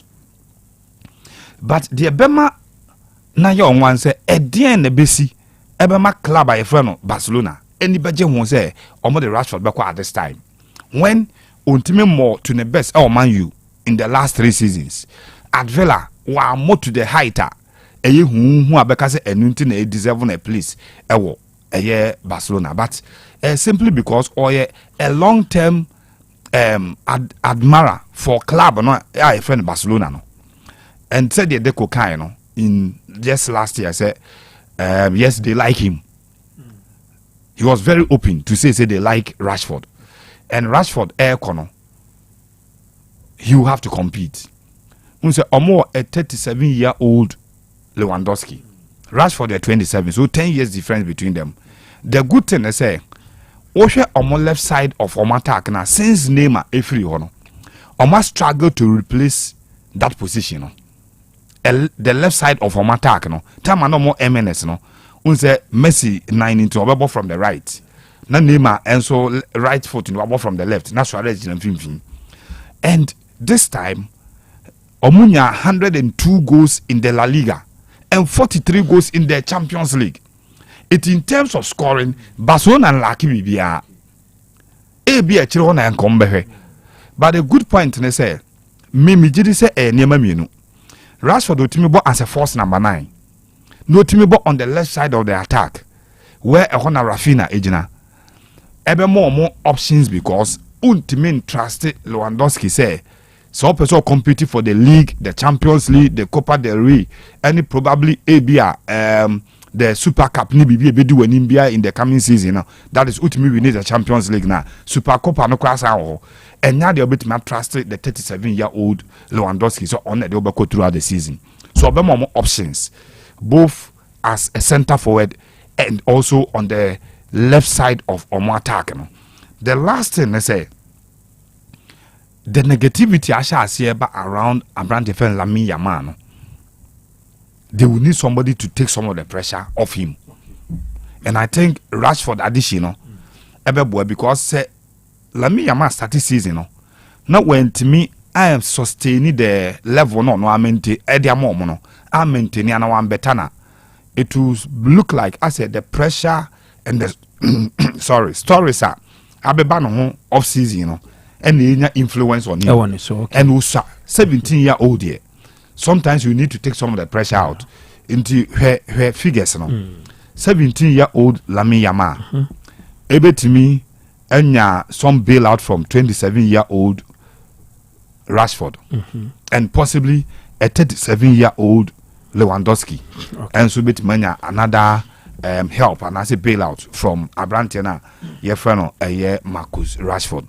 I can only wish him well because one boy at me feeling a bar at 27 kura, but the interest from Barcelona bar, I wish him well on out performing on one performance we're putting up in recent times our football and I think that Barcelona be known for so it be idea they become team no kese pan say or the more tattoos aba on the hot tattoos no tattoos the Barcelona benya bi pies and so the bibraba performance na e be a little and what they become change Barcelona bebrisa may that say just in Sporting and Man United are very close to an agreement for Victor Gyökeres. We pizza chatters.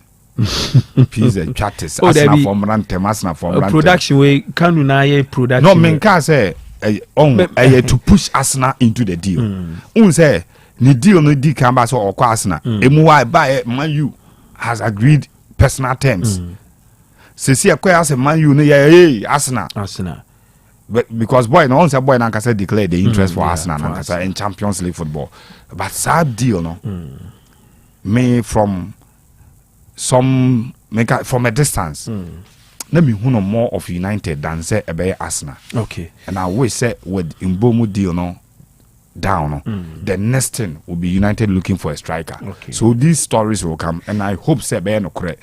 Now Man you bet my landed the boy no at number. Me da say yem fancy na yem room ni enko Kesi Dudu girls. Sure. Yem share the Bible quotation Mr. Kwesi Dudu aka Odike. Mamenchiano. Yeah, Odiko heavy. Chama Odiko heavy pa. Odike Farms. Odike Mining. Yanchiano. And afi Nana. Of Diase. Yeah. Diase this year. Or your sister. Inti Yakonta. Any Odike. Okay. Inti offer asenum. Any new man on so mugufi ono. Aye the two girls. 5. And then Yamiada Roma. They be a trans say ya. Almost say yamfa a Bible verse ba kuntuja. What bit ma quote baby a Bible verse in the freno. Na 50 Ghana cedis aye odia. What be the quote to first I will be channel. 50 Ghana cedis. Na said the diary no 0505225578. Yaje WhatsApp messaging kwa. Okay. En fact SMS emfa ho. Yaje WhatsApp 0505225578. Do girls na that room. Say na twene say or say Mengo. Yenko. Manunyi na ba mfiri me so. Na ne hu ankutame. Me ka bi me sisu bi. Manunyi na ba mfiri me so. Na ne hu ankutame. We ewo hin ewo tresem no. We the simple t. Manunyi na ba mfiri me so. Na ne hu ankutame. We ewo hin ewo tresem no. Hu a 50 Ghana cedis ba kope. First correct answer no. Any benya. Mumfamra. Mumfamfa 0505225578 0505225578 maninyi na ba no infrime so na ne huhu ankutame. Okay. Eno ewo hin ewo tresem no. Okay. Say that say still show no live on YouTube. Show no live on YouTube. Inti mun join on YouTube. Otec 102.9Fm. Na mun monitor show no kama ewo ho. Adia ba kwa Kofi yenya de anopai say me pe Black Queens nyumabo minya.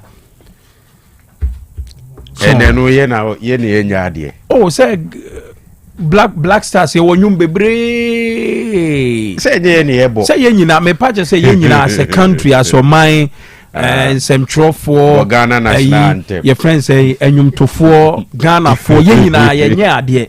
Na enyum tofo mu krom so mbetu nyum ya. Say Black Queens ye ninyum. Say enya wanwa. Your national team say any football ya kekabum. O ya de bo Premier League na kura na. Ya ba Division 1 die wum MTN FA Cup die wum ni nyina afra nyum ba ko. Ene yabo. Simply because outsource obebo on say Grace Ashley na say be su abonten enye su say ni so de but no onye happy say nyom boy from 26 World Cup ne benyina no sebi no kofi o kakra na de be ma no no so be didi ho as enyumtuni no ama eno ase ye bo a the samba na wonya say as o feeling say on abo nyom ama ye dey almost a national song for the Black Stars na sa but these are men can say ventures are nipa bibiri dia yi ewu wiase ka copyright kura to so anka me sure say nke bia odidi es abre ho ba say nko gena de but sa ne mani nyina eni ho e bia going forward na ye betima contracting nipa say bonyom Emma State no on Black Stars on Black Queens ni ntu akadia ba yewo anyomtofo bebrema musicians gospel for no penny the way ACT we there say what boy say me enya medjuma me monyom bo say we are concerned citizen so entinka dia obo Kim Pfizer di imam ina nka wa mana compose Pfizer is forever na you I Persuas na muso a musician or Persuas or a musician or a tailor or a entrepreneur or say engineer just or ye nyoma bebre honestly dey ko betumi abo because a Black Star we ni pe ade chin e betena se a ye bo Black Star nyom ye bo amachi dede wo ho your friends say sa akode Grace Ashide o ho chese bebre Black Stars mu de but Kofi ni Black Queens nyom ka o sa no pensu enya Black Queens nyom ebo na enyum boy tu boy na he ne edo tu boansa na Black Star we ni eyukra friendly match cry yebo ye be ye program cry yebo so today you quote Dr. Amuzumra ye ba na ya be di Black Queens on komo ene Premier League Ghana Premier League teams no mo preparations ne omo transfers and nti e called Dr. Amuzu any Ashanti Gold any Ashanti Gold komo ho okay ba who can message no send a production why or the IBA to say Arsenal will cry. Now we breaking news. The cry ne saying. Let me tell me soon. Arsenal IBA soon. Say what a screenshot on. Na me cry me say or be cancel bia man you for assign Gokres cry say Morgan na what say Sporting and Manchester United are very close to an agreement. Yeah. For Victor Gyökeres. E can say close na ka Arsenal trust are close. And now can we say you guys will cry. Oh. Seeing this breaking news. Hey, yentie Dr. Amuzu mra. Dr. Amuzu, the pennies doctor, nen komo ne kanu edie yentie na yakoba na yedi finsem na to aso ede amamo. If my God of achieve you, now mo fa chem say my elite garlic na bom kakra because career de men pese u better do no e to na e wa san nsa men pese ade no. E am tare tagana for say de bi ade bi ko yi no. Na ye say no me mpese me kan say na Amuzu garlic aba amafo num na ehua dance ye ba no na maya akwadro na me sin kura ne noa omu no kura fo me ni hwe na me jare ha se ya no bo say eduru na ho odin na ekofom na ni tumi esote de ni taste esote emuduro esote me pese ade no intimia na meti ma ade ho na me noa kama say enye adwuma na obi obedi ho dance ache obia no se ne pa ne be ka kire ho no saa na ohu no ana se de meka se do no ye biera no se odi echi ko to bi jase onye de be onya sa resource no Amuzu garlic etrimpo amedi bai pa ni se emete imrantie any imaba wa pressure ekuom so that's a main mentality because I feel last year mi sie mi classmate fo nko ma ko 6 a omunyina pressure na ekuom no be some say Dr. Amuzu mi fear sen it mi beti for kafre o nyini se no mo anyini na yade pressure na ekuom nyina no enhu aduro ni ho ana enhu akwanche ni ho ana ni nyina enhu aduro ho enhu akwanche ho be se obi ya branch na se pressure hana ana se obi ya baba na se pressure hana ana se na sam ka no eden kakra as compared to penny bia wanyini fie wie as compared to penny bia kafre wanya 78 ya no ewo no ohwe na pressure fa ne ko obi a wanyini awie o se eja o pressure o so numu adura na adura o numu ensenso se bia kafra o be ma se be ko fom a ha no ni be modidi ho kama o de wo ni manyina awie o de anya banana mpu but abranti a kafra o ni pressure wo soro na warrior any 10 years na warrior no 5 years ni first born go nyawo ni first born echi o warrior afọ ne warrior afọ ne go be 3 years beni na ya se brei said the pressure ni was 20 nom sa bro ni pressure do fa control pressure no onom a e don ajo ante hwe onom oni akono bia onom oni atenka bia onom a onya be ma biom onom obeja anom ohwe so onom sa mi yonku fu a pressure ko mi hu de be ka se ka afro mi hu de o ka se na onya awe mi hu de ye na buso ka se da bi no nim so obi anim. But in no now almost used to control the BP no. Emma on Bema 7 coffee nti ehum yawo nti ehum adwendwene nti onu mokra na kofo wu abre no de make nyina se edro bia kafra onum to control pressure no e decision obra odia dane on sakakre na benom Amuzu garlic bitters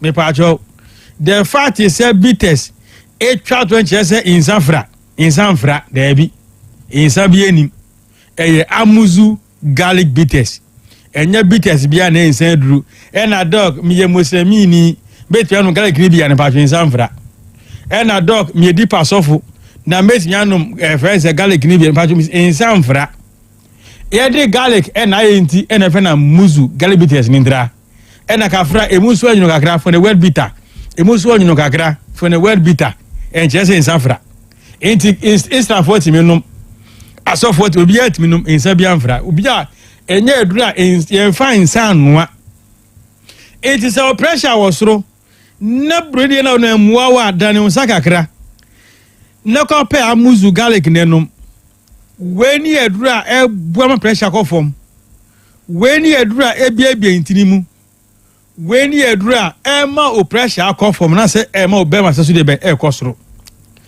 die wa muzu garlic mu a ema pressure ekọ from no broni kano tannins eye phyto chemical property ai wa muzu garlic mu a na dwumade ni say ebia intinimu ebeni excess lipids ebeni excess cholesterol and ebeni excess fat ni nyina beni ben sana ma se ama intinimu bie ne ebuwa mo je na edi fusane na ma operation na se bi ewo soro no ba na ba fam kama ebiom ye fra de bi Allison na Allison no ewa muzu garlic mu the presence of Allison na muzu garlic improves blood circulation on the major organ before say obeda na obeti ubema nkano anase before say obeka say mi hu asore no etwa say moja no endie fusane enko bema no ho inti Allison na amuzu garlic mu nejumadi ye no ema moja die fusane ekọ bema no ho mani peja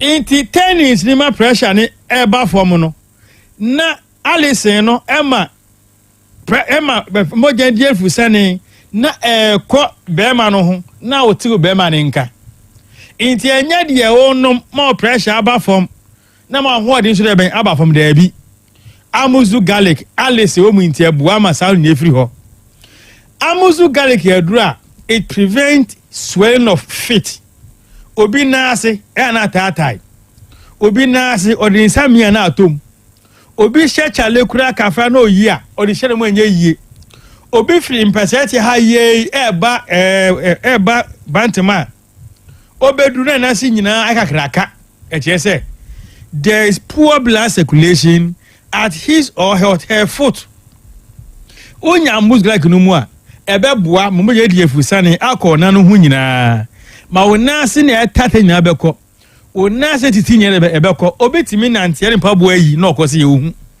onu ka mpaboa yi onya mus like no mu a sa nyina beko obi se doc mi so democracy ja ne hye mi mora no nyina ewu obi se ma eje hodwuma saa ma me no ka se tambia me su breme onya amuzu garlic no mu a dizziness bekokora edro we ebuam obi asebi pampa won enum efiri opa na we call say amuzu garlic no detoxify the body efia ewo ye ho no ebi na koje etirimu ena ma se o kasa na pampa efiri kire eba onya amuzu garlic no mu a ebeyi sa pampa nyina efiri etirimu kasa pampa bia eni ekire mabiom inti halitosis amuzu garlic itu asekura obi di enemu haw oba branch wada 2 hours na gusu sa e ba sa ke se wa na se basu kwadwuma ana wa mre se wa wetimi an na yi a na susu was na ho de nkofom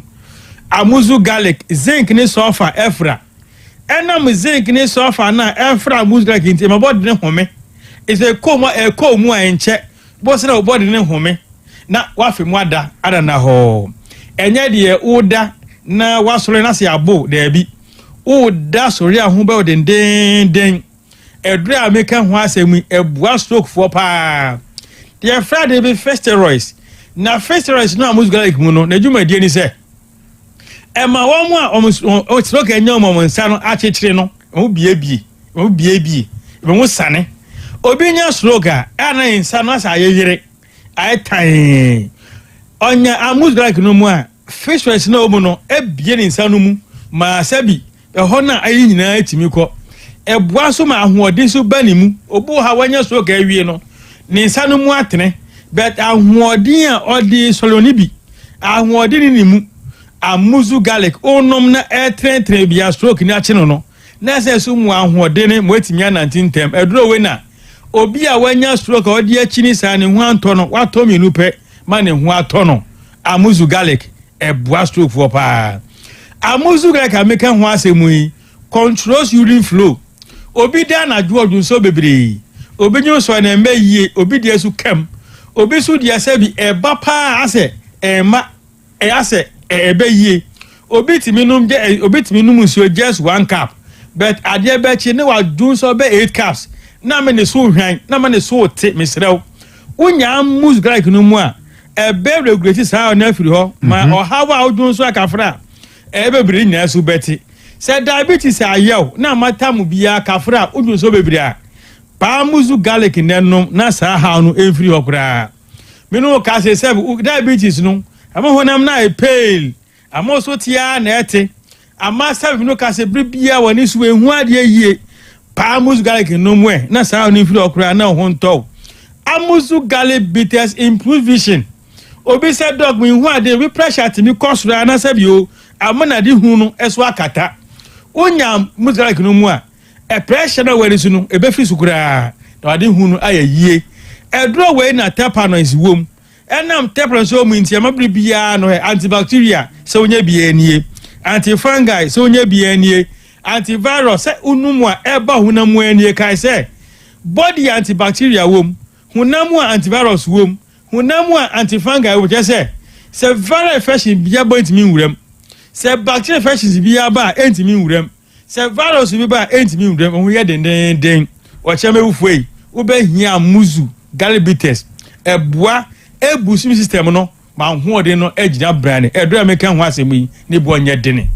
wonya 20 Ghana 22 23 24 benye bi ato wo pedo do etunzu a wo ko herbal shop biara ni pharmacy bi wo se dodo opa na opetu dia no akodani herbal ho misty herbal apidank LKNG umumurum heyey ena icof ne Colinac umo Ashtown PFA ewo tafo ena Freddie Mens ewo KO miya me sister dufie o wasafo otubi sentombi baby a onim ya branch ahudo nyina so bu ho ukọboati jeje your branch wo ho ye tubi sentombi wo ho ukọkono ngonso a ye wo the chief palace ye tubi sentombi wo ho edrey apart from kwala omuni fie du no ntimi nom any about times wa o ma fa efuro so a o ntimi nom any about time nkra nyofo ntimi nom no edro no garlic dose wom precursors dose wom they are highly acidic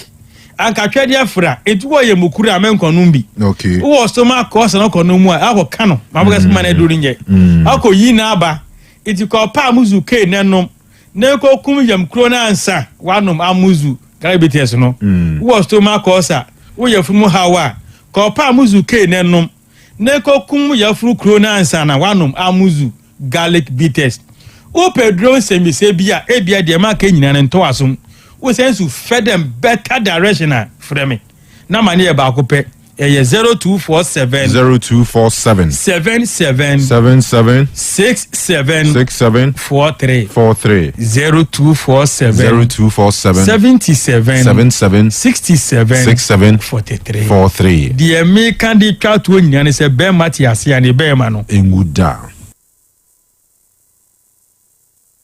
Okay, asaba back here twaso ede amamo Otec 102.9Fm Total Sports ena wasugu so a uti abo 11:15 nti yewo emre bebre eda yenim 12 o'clock na ye sorry so ama mamines ababe twaso ede amamo now ye rem ewo Black Queens aso ye nra ye ni Algeria ena ehia ye ewo quarter final WAFCON a ekoso ewo Morocco at the end of the 90 minutes ekoye 0-0 ye dey extra time ehye so still Ghana entimi anshebi Algeria enso entimi anshebi and the penalty shootouts ehye so a the Black Queens edin kunim 4-2 on penalties ama ene ye wem ewo the semi final ye ni host nation Morocco ena edi kwa kubo eni game na endie no coach friend Kim Last no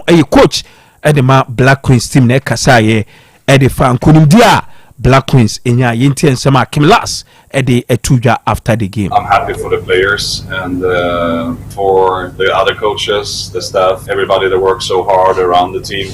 They're doing a great job. It's so many that deserve this victory. So I'm really happy for them and proud of the girls. For the penalties, of course, we have doing penalties in the training and things like that. So I had a plan before we took them, but then if I take the goalkeeper, Cynthia is someone that I've been talking to a lot when it comes to penalties. That's try to move a little bit, to try to be a little bit bigger, show that she really wants to make the saves. And we watched, for example, the Swedish goalkeeper the other day against England that did a great job from the line, and how many great saves she did, and a really big hero for us today.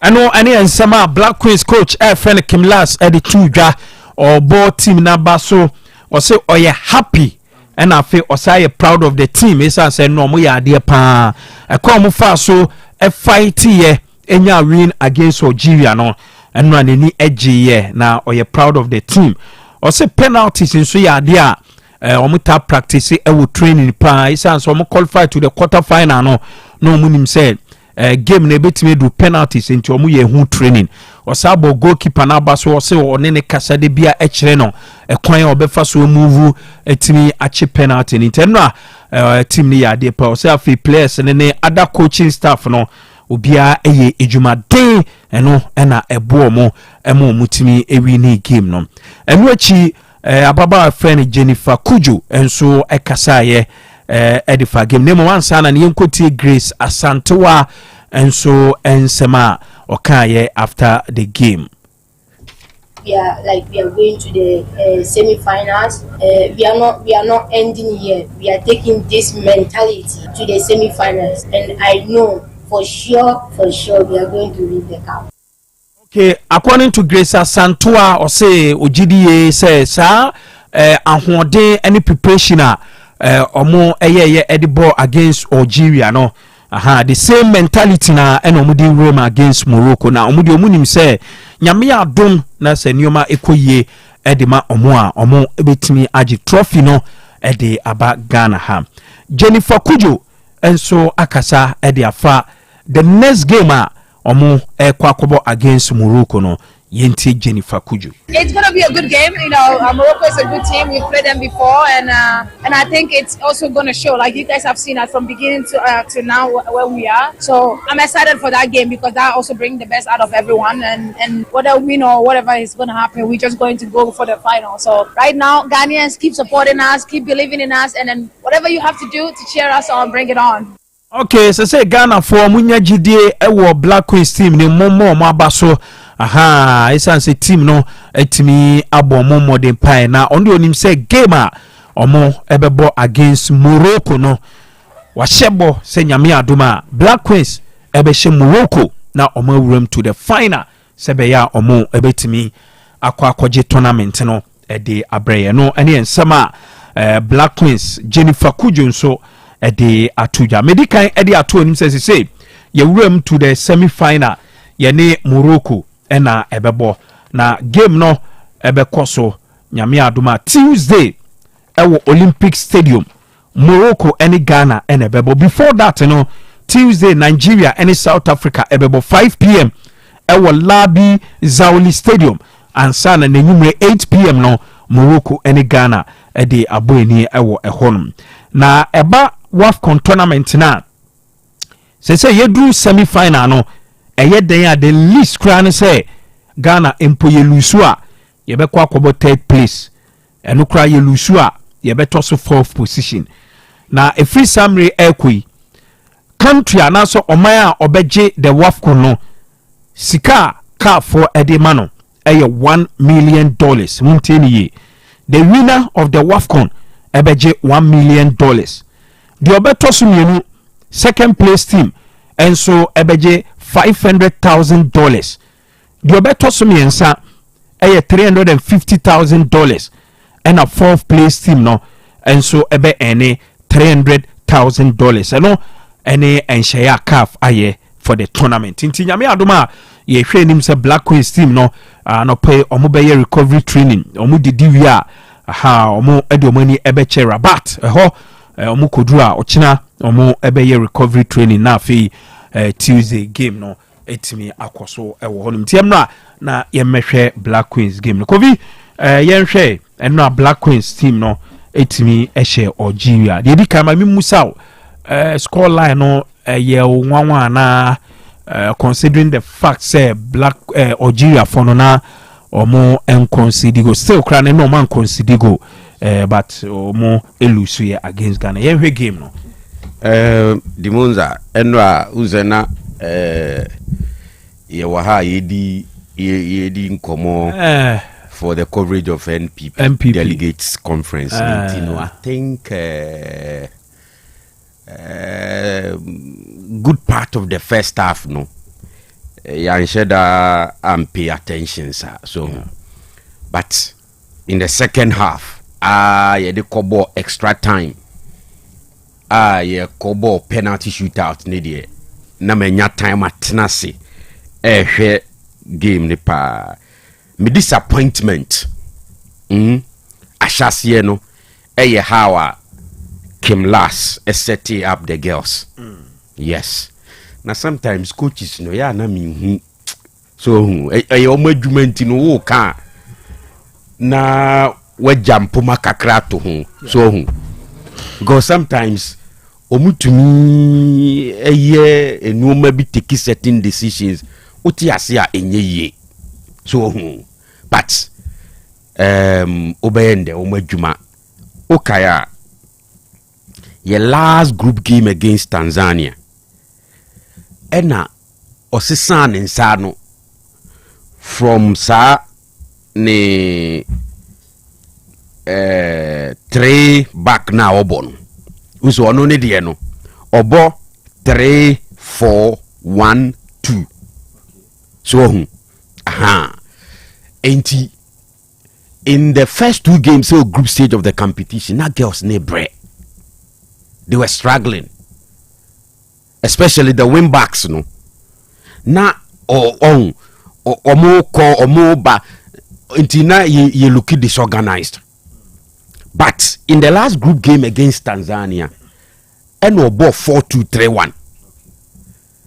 So and on say apart from Omuna Omatna abrofunu krum hon so yedu yakofo maba no womo ayetiti womu krum he ya pare de they are not used to say 3 back no so unti ya omo bre but against Tanzania the girls were comfortable with sa 4-2-3-1 no boy no into one of the things I me can say against Algeria I may expect a tougher opposition, no. He needs to maintain 4-2-3-1 now because you don't change a winning formula or a winning team. But surprisingly, Oko set it up again 3-4-1-2. 3-4-1-2 against Algeria. But enwa na girls no attitude na ye. And one of the changes are coach Ninsu ya I was a border basu baby or de Stella Nyamiche Bijna. Who say when first start? Yes, throughout the tournament, na Stella Nyamiche bench. Stella and Ernestina Bambila. These are girls they are very good, especially in the midfield. Who say Sebani defensive midfield na Bambila say solid wo hopa. And Stella and so say offensive midfielders now. Very good, but now onyebi more. But he had a start enwa ena odeno jina 2 strikers no echi and enwa 2 strikers no na Doris Bodu I said against Tanzania were more Doris even though na Doris above first 2 games against South Africa ni Meli ena Tanzania oyi ni frame but oba back oni Chantel ena na ewo animu ho ena Stella Gino machi Stella had a fantastic goal unfortunately Vano ruling because of offside so but second half most part of the second half no me who say again emaba wan wo mo brebiem in sa ne 3-4-1-2 no enti achi no ase me so osisa ne nsa no koye no 4-3-3 so any idea but very more the girls were eager now me promo fighting spirit no but no Nigerians they are very calm and very composed at some point na Algeria for they were playing for penalties whilst na Ghana for fighting a honti na me yam hihye pa game no extra time na penalty na me yam hihye because na girls no any technical team attitude nyina wo game nim no say omo penalty shootout. They wanted to kill the game, so they kept fighting. Unfortunately, go na go na no so no edu baby a ye girls no so ye girls no you don't get it. Something simple on keeping it cool. So omudru box n'animu a the way ombe keep omu composure e the ball na to net mboko no na akoya asem. In the end, if you ask me, I think that a good say you qualify, but still coach actually say or fight team in chair. Okay, highlight of the game. And I show on YouTube. Na wahe highlight. And I know ye South Africa for buyi ye come mamia wawari ni yonko be ihu asibi you know my block you. Okay. So with the Facebook my assurance. But with the YouTube. Yo. Entino Demonza. My dear Bakwa and say mesu huwa ye players attitude. But no idea. You could see say the girls were fighting to do something. So but in the end, you drew knockout phase of the competition. The uhiya qualification to the next stage, right? Until you know, I mean, you give it to them. Kim and then the girls know they've done well, right? Who said the last time now? Ye this uncommon way, you know. He came up say, yeah, he take final four now. Yeah, World Cup, but it turns out say there will be another tournament next year. Next year. Yeah, and no nebema as ye pe World Cup. You be to me, so this one, any World Cup. Say what Brazil for the 2027. Brazil for the host. And ye besa ball WAFCON nibium next year. With the same Morocco. Into Morocco, who's to so miensa. So. And also qualifies in cry started will be February. Yeah. Now the next round of qualifies, you know, you be born October. You Ghana ni Egypt and bebo. First leg you be koho. Now return leg. And it means share Egypt then it means you qualify for the next WAFCON. WAFCON na because we Morocco. Nti no na you bodru quarter final na. You drew final four now. Final four now. No, you bodru quarter. The women say semi need the first four countries will be able to but in the quarters, you know, you better say two losers. Intercontinental playoff. Would they have caught semi-final straight near okay. Playoff.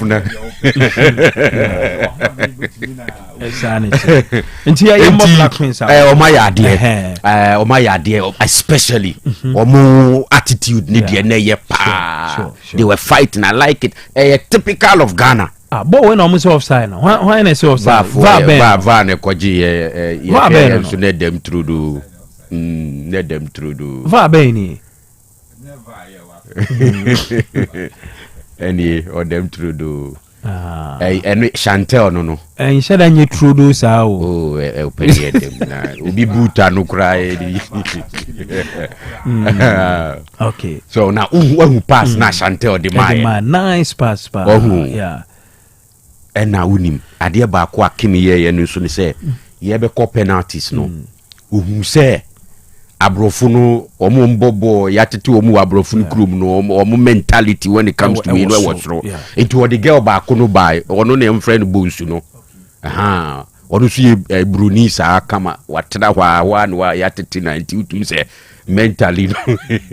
mentally no now you're ready for the penalty into owura pitch ne so na no ɛna omo pon ye and ono nso ne take your first penalty no and a toilet so what you say and your mo goalkeeper nabaso Conlan oh na ye fantastic your first two saves and it kept us in the game now two penalties na ID kan boy no abrofo ni mienu no omo so position ye we share the way omo ball no, and I love the way Doris and so the ebe twaso and the final kick. Intino the way anam slow say omo pre omo ho akili game the be na penalties no yenye that good yenye ehuni, but we kicks na almost all of them na perfect into my idea. Morocco will be a bigger test, but they said Chelsea ni PSG Koba will be a Chelsea chance no. Who's a knockout phase. We there no.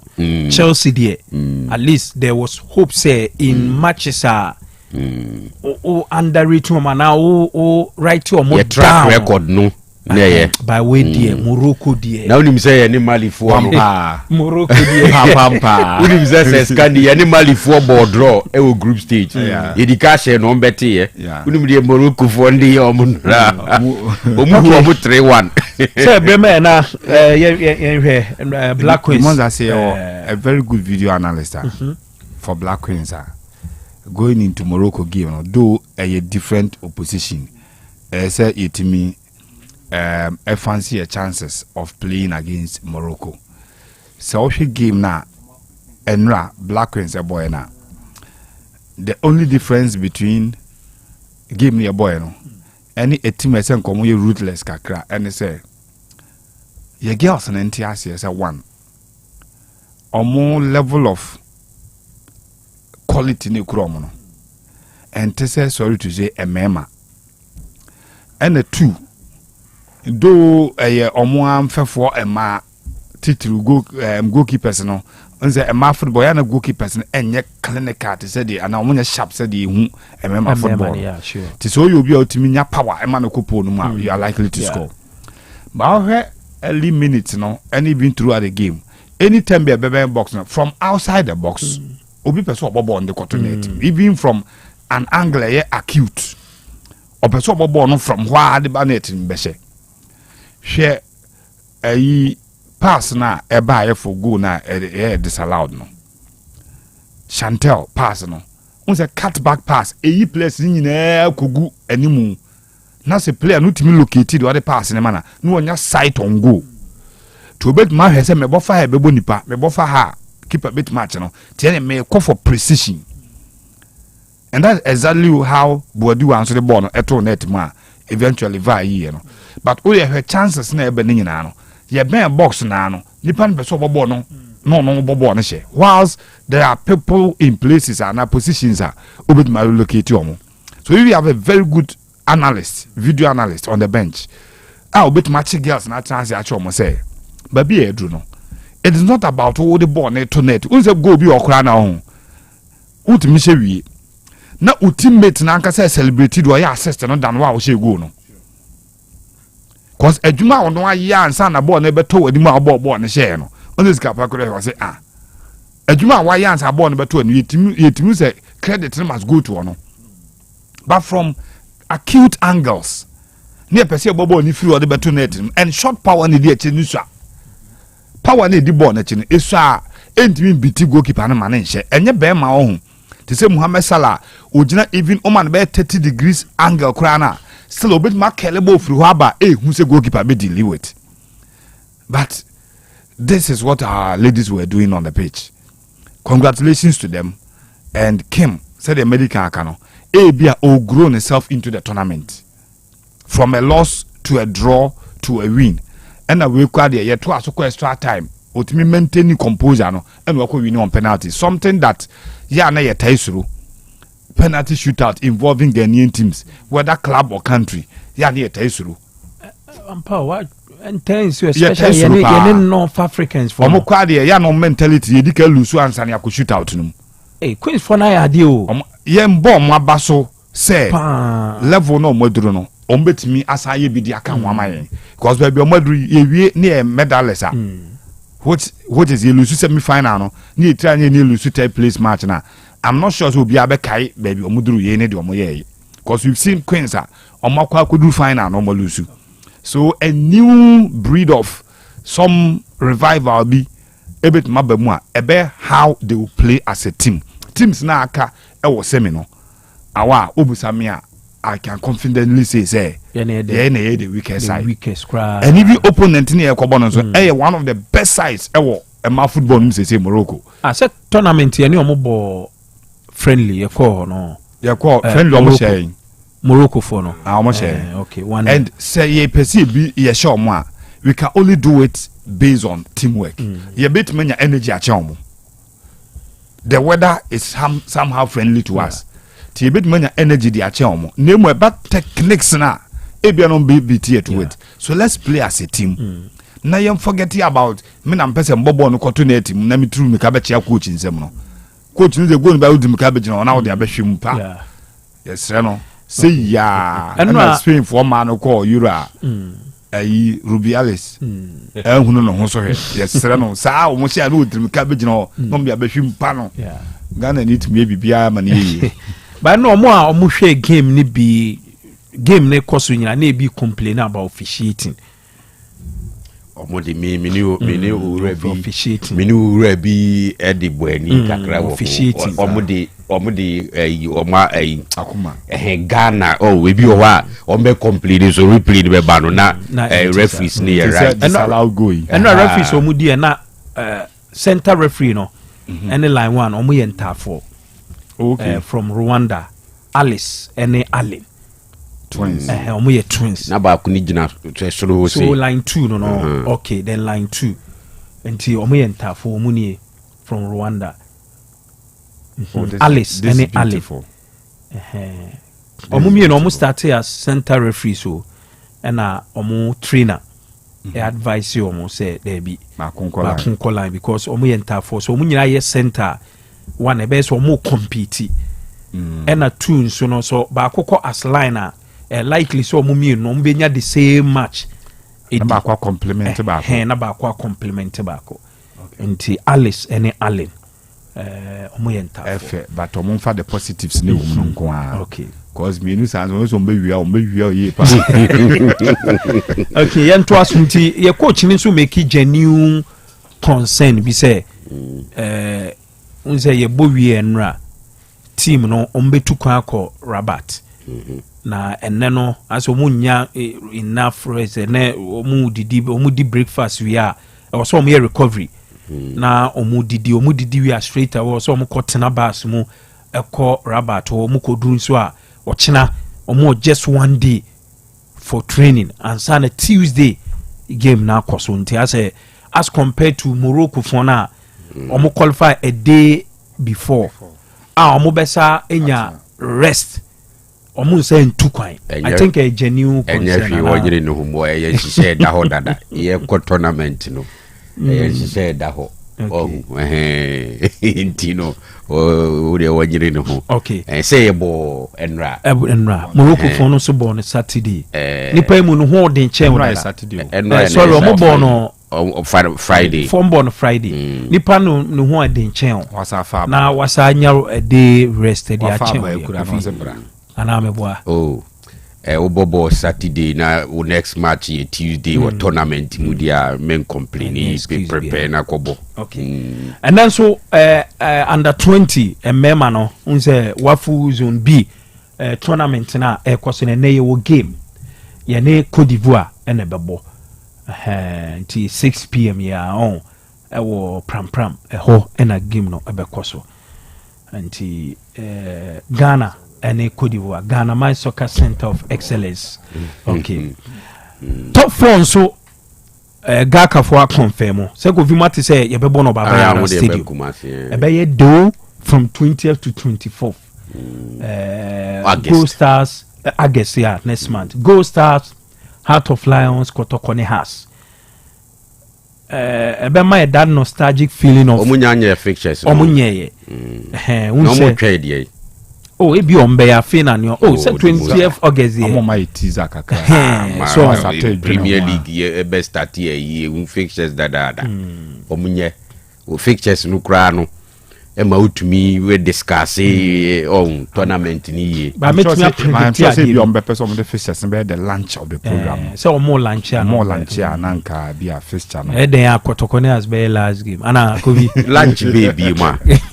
top 4 annual competition ayebo no musa call launch ni say bi oh say be a fixtures ne be answer gaka tournament so on the JC sam kobem tie bia the launch no be the rules and regulations on person on the bono and possibly become a person on outdoor sponsors are omona omwaba on boss on bebo and a be ana one or two interviews be from teams just to spice it. We there Mr. Ansa wenye ni ye pa o on the first gaka to ko ni hasi na be a genie deeper. So what it means ni say every match day be on bebo 2 matches. So until 20th August near Wednesday.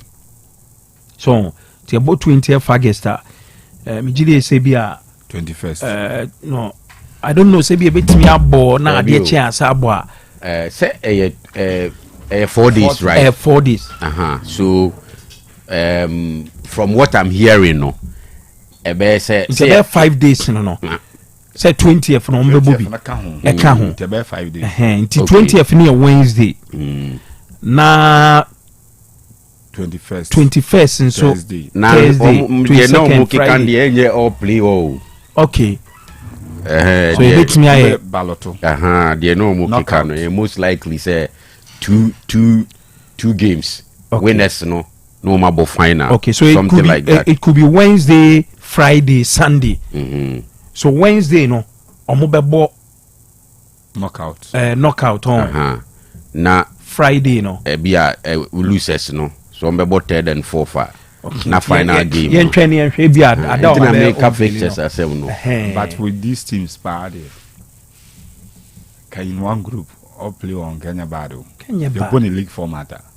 Come out. League format. You're born all play or the 5 days. We have teams no. Don't forget say or more already on preseason no crown. You are disorganized on preseason that with the President Cup Bishi Muna also almost breaking no more regrouping. And I got to console besa ko a 26 no makwaba. Omukodi 1 week. Toyota Cup. Sorry for Toyota Cup. Na me busa say you bet about 2 matches in a day. On about 2 matches a day. On match day 1. Say the city Gold Stars Lions. Kotoko has match day 1. Yeah. Second day, what is the Friday? Friday. Kotoko Heart of Lions. Has Gold Stars. Maybe a Sunday no. Maybe near who the first group. Final.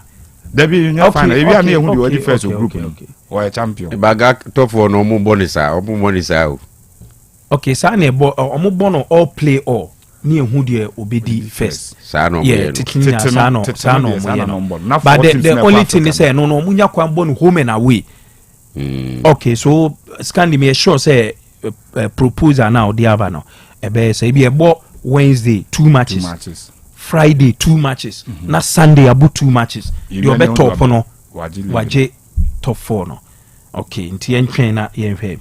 And then so what you say ebeko Kumasi City mo Kotoko lunch ne Fabu sense lunch na ebeko so. So hona unipa no no. Then just spiritus. Unipa no they also one more hono.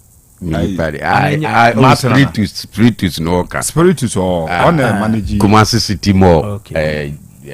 So farming ko hoda. They be out compliment found now. What the opposite or choir who says Scandi. Spiritus a Liverpudlian on a IMF. Aye. And a Martin Luther. Okay. Martin the more. A friend is a IMF. Okay. Mishia Nacho. Sa only judge. As you see a bonsa who or more de I as you say baby shia. Okay, Kotoko make appointment. New appointment Charles Kweku Hammond, marketing and brands manager. Onyina Senso, corporate and external affairs manager.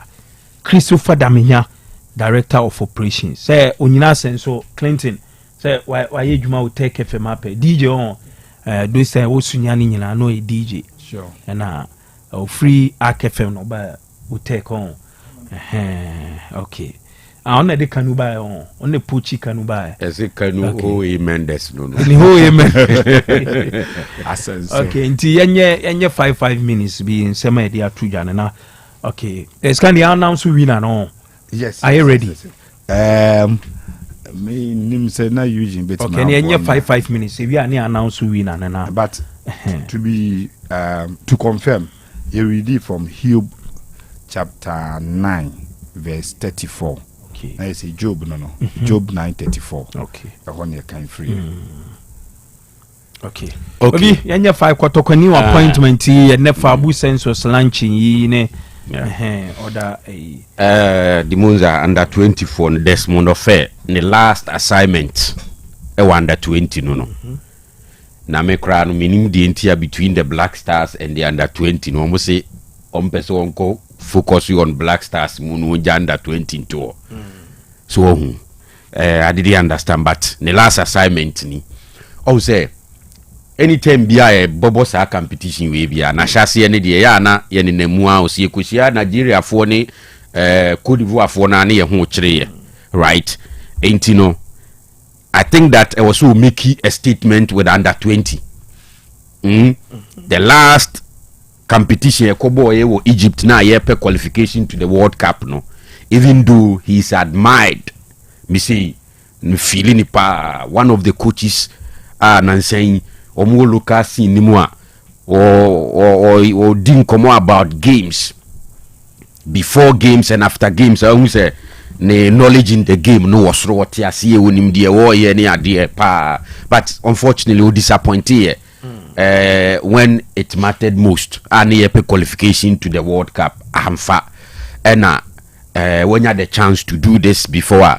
obeko ako concentrate on the Black Stars.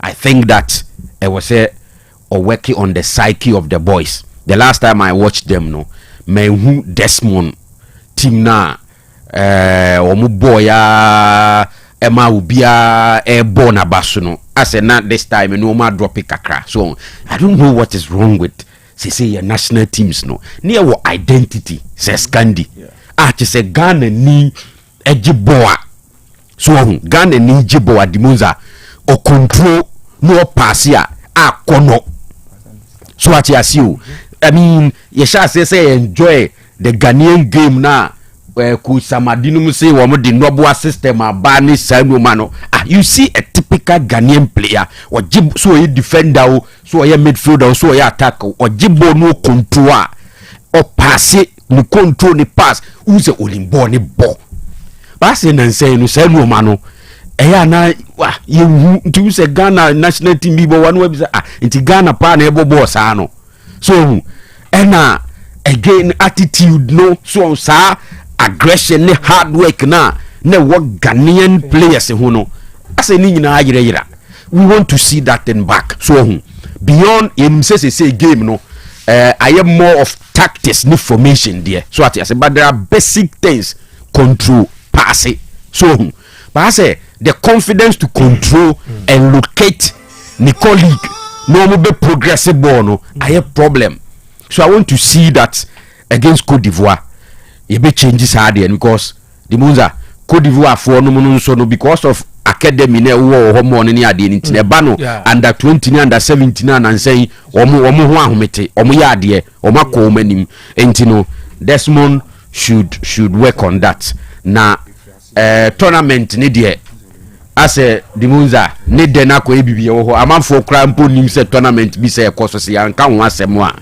and se unya time kakra na ho games ni bia as a pitches na ye boss ball no venu no pram na ye select here for this particular competition no and she damwa so but we still need to push say ye be ko yenim when it comes to Kotoko appointment no I think that is fine so and usual say IMC ebe ye adwuma for 2 seasons and more so entino amanfo kra wa atwen mu say Kotoko be form a board na oma transit from IMC to proper management on say on any ade ni entino when you see say faces ni bi be ka ho ni ade a it's good it means that management ni mo expand it so on adwuma ni do ba bia enye nipa ba ku mienu asem we know say owura kwasi apia or other engagement ni ade so hu aha ntino ase yeah na kwini paka krebi. So I think that when they are adding up it's fine. So just that omo bano should make sure say ombeye adwuma na ye niye. So say you know Kotoko I think that the general conversation here say Kotoko should be able to get to a point at least a self-financing. Okay, the last time Ura Hebet Mensa Ba Meisha Kotoko Fukushiano, he made the same statement say, and you can say there be a sika free Fikasimba. Am I a cry case? See idea, I will say free hoba because Sikano Sikasem or Ghana League in Muno, a be but if you have the Kotoko brand, I was able to know my ye because a brander o tonwa yeto so we ni ya economy pa intino wa mo make sure say on be yi amanu ma koye and with the supporters no so safa abu census idea no is solid.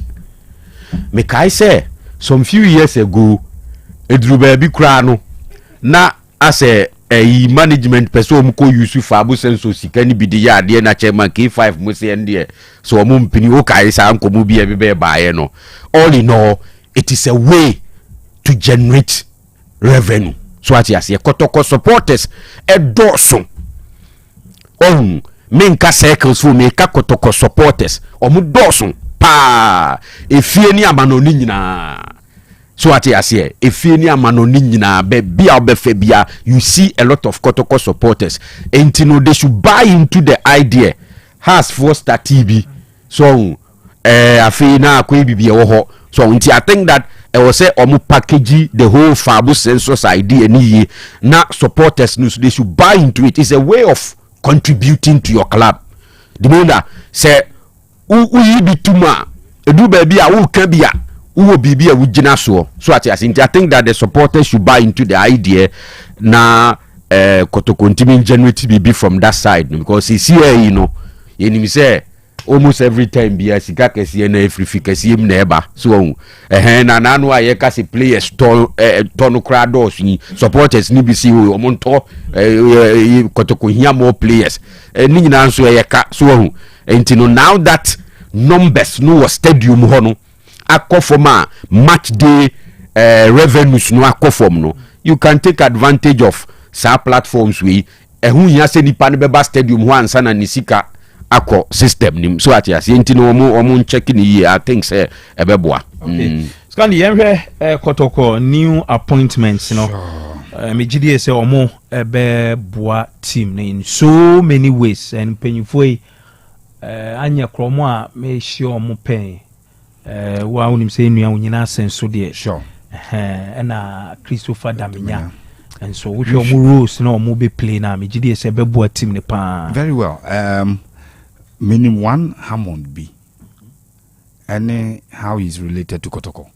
Now person me connect to say the same person but unfortunately on say me buy and me complaining me phone up.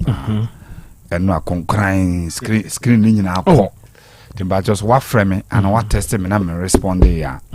A man in house is scanning on what can or friend me place there na scanning our friend at Mr. Pipi so sa ne frere yapa. Pipi. I last night almost the prayer Sandra will complain at them say once what they Friday me who no Friday me who na me te corner baby and na me ana wo ye den oze wo te corner wa na wo ye say me unim say nya bone corner the way I was go car say wo te corner yi wa we ya no busy na corner ho me WhatsApp no cry say me checking the movement for satellite that obi an me dia be dia di It's a unji cremondi. Oh, and yes, sir. But say the way I will now can also take corner. I said more on with matter. Maybe I'm not corner flowers now make you move by on so the Hammond is who I'm trying to connect. I mentioned them on the back row. But one area in recent times in Kotoko's last management, I who here and an amponsa. There's a bomb about super brands and marketing. Na yenu David dan or mo fani free bofo akwa edene buy and anytime I could cause something air carbon especially or more flyers ne communication ne those things and kwa bonte ne the organization ni na no na ya de ni sopa ti Hammond there was standard bia obet ma start from obet ma benchmark no de aye na adwuma no masters in business administration. Okay, yes, that's fine. And also degree in marketing. Oh, that's fine. Yes, inti minim say obey on top of his job. And for Kotoko to draft to be into management position, say clearly we will be a level headed. We need to person and we need to bit my yabwa. For Onyina senso, you see, there are these young men and young guys are take football administration and Ghana. Now here the standards are not more certain clearly. Who say nipa or more adwene e vision e direction anybody on person moko. Forget it. Meet my site Andrew Robertson the end of the team and equal relegation. Call City. And now Papa friend Georgian Club assign the film then buy. And most assets in the Premier League as a defender eti oya kotokonia forget about the fact that you know so ye adwuma with Legon cities ade ba ko a eboa corporate businesses any managers more successful a working environment and ade friend resources at the time and resources at his disposal club e friend Legon cities no ye hu the height of the club ni duru ye sure club ne be ya konoma ni duru be ne di twa kotoko ne has mpoa omo match day programs anomo ye no ne di twa kotoko ne has mpoa e be ye dia because the working environment no was taken away and resources were taken away e be yes you are helpless but here ni say kotoko na wo ba no one the working environment is solid or resources at kotoko non-negotiable because mensia through nana penkra amehu say ene se wo bodan ho so person yi player free oba na otuaka ometima bodan ho ye free otuaka omo last recruitment omo radical the last season here boy no Kotoko were radical on the market. Name your price and they will pick it. And no players won't pick on from the market no so players I no kan ma nipa be predicted Kotoko to win the league. And league you mo lose ye season no chance din here out the Kotoko ne lose league no. With no disrespect to Go Stars. Kotoko lose league no na Go Stars eje because games ni bia mo call off any season e ho no mo form kakra e kan ho bi e no mo lose league no. So for Asenso ade oye Legon cities when the environment na is favorable, when the resources are available no, I have no doubt say coming to Kotoko he will add greatly to Kotoko or be add a lot to Kumasi Asante Kotoko or a young man who is enterprising. Yes. And also masters in public administration, governance and leadership. Fantastic. From Gimpa. Fantastic. Yes. And Adia Bakwa Mekacha sense to say omani the focus and the motivation is say the last person who say all free Kotoko management team no is straight from Kotoko to CAF.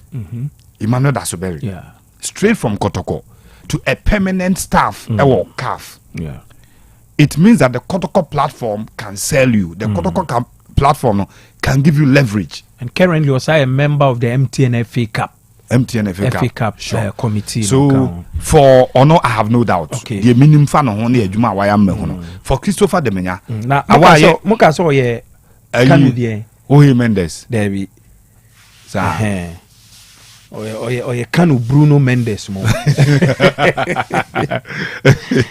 It's that is for Ono. But say ye football terms awa menu mi nyina um. Ye ka operations are. Ye nyina ni be adekwa ye meaning. Those people who are so vibrant or passion or the club not heart and bebia is who rebi or na just obewura and Damenya over the years are portraying who to be one of those people.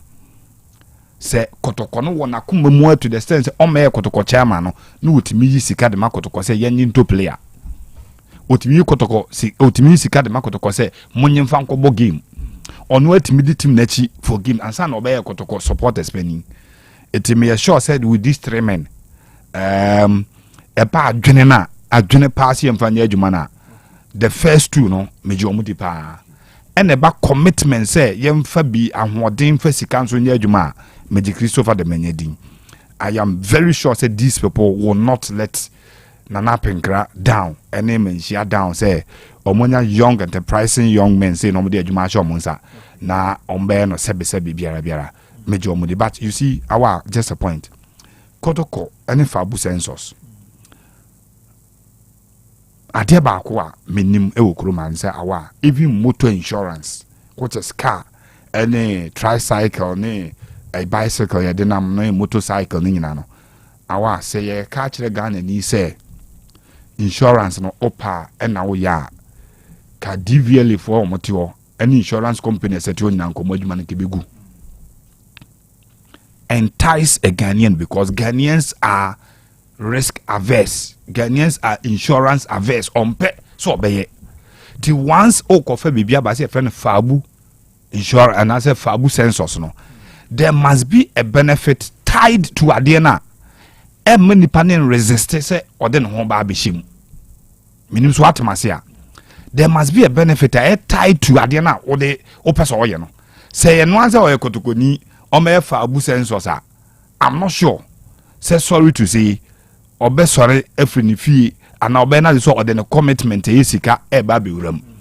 But bia for every season and throughout the season no se udi kotoko nechi na kotoko ntino ukonya amane ana ukopra fa abu census take this quantum of money e dia hwe ana omu take this kind of responsibility for you because yempo awa MPP NDC delegate no mo ho no motivation omu di tu omu dues on time and promptly and say enye den ya be presidential candidate ye be yi parliamentary candidate ono na otumi so okoyi ene no so no enkokwa insurance ene sa asem to a obetima akwa claims it is some percent fabu census no enkofonya sa rechim ndi omho behemu a ye mane yemfa bibi tired ye no on say the circles and I said the supporters election no kweba no first ndi enim se na circles na kwoto aba no mo yi omo circles chairman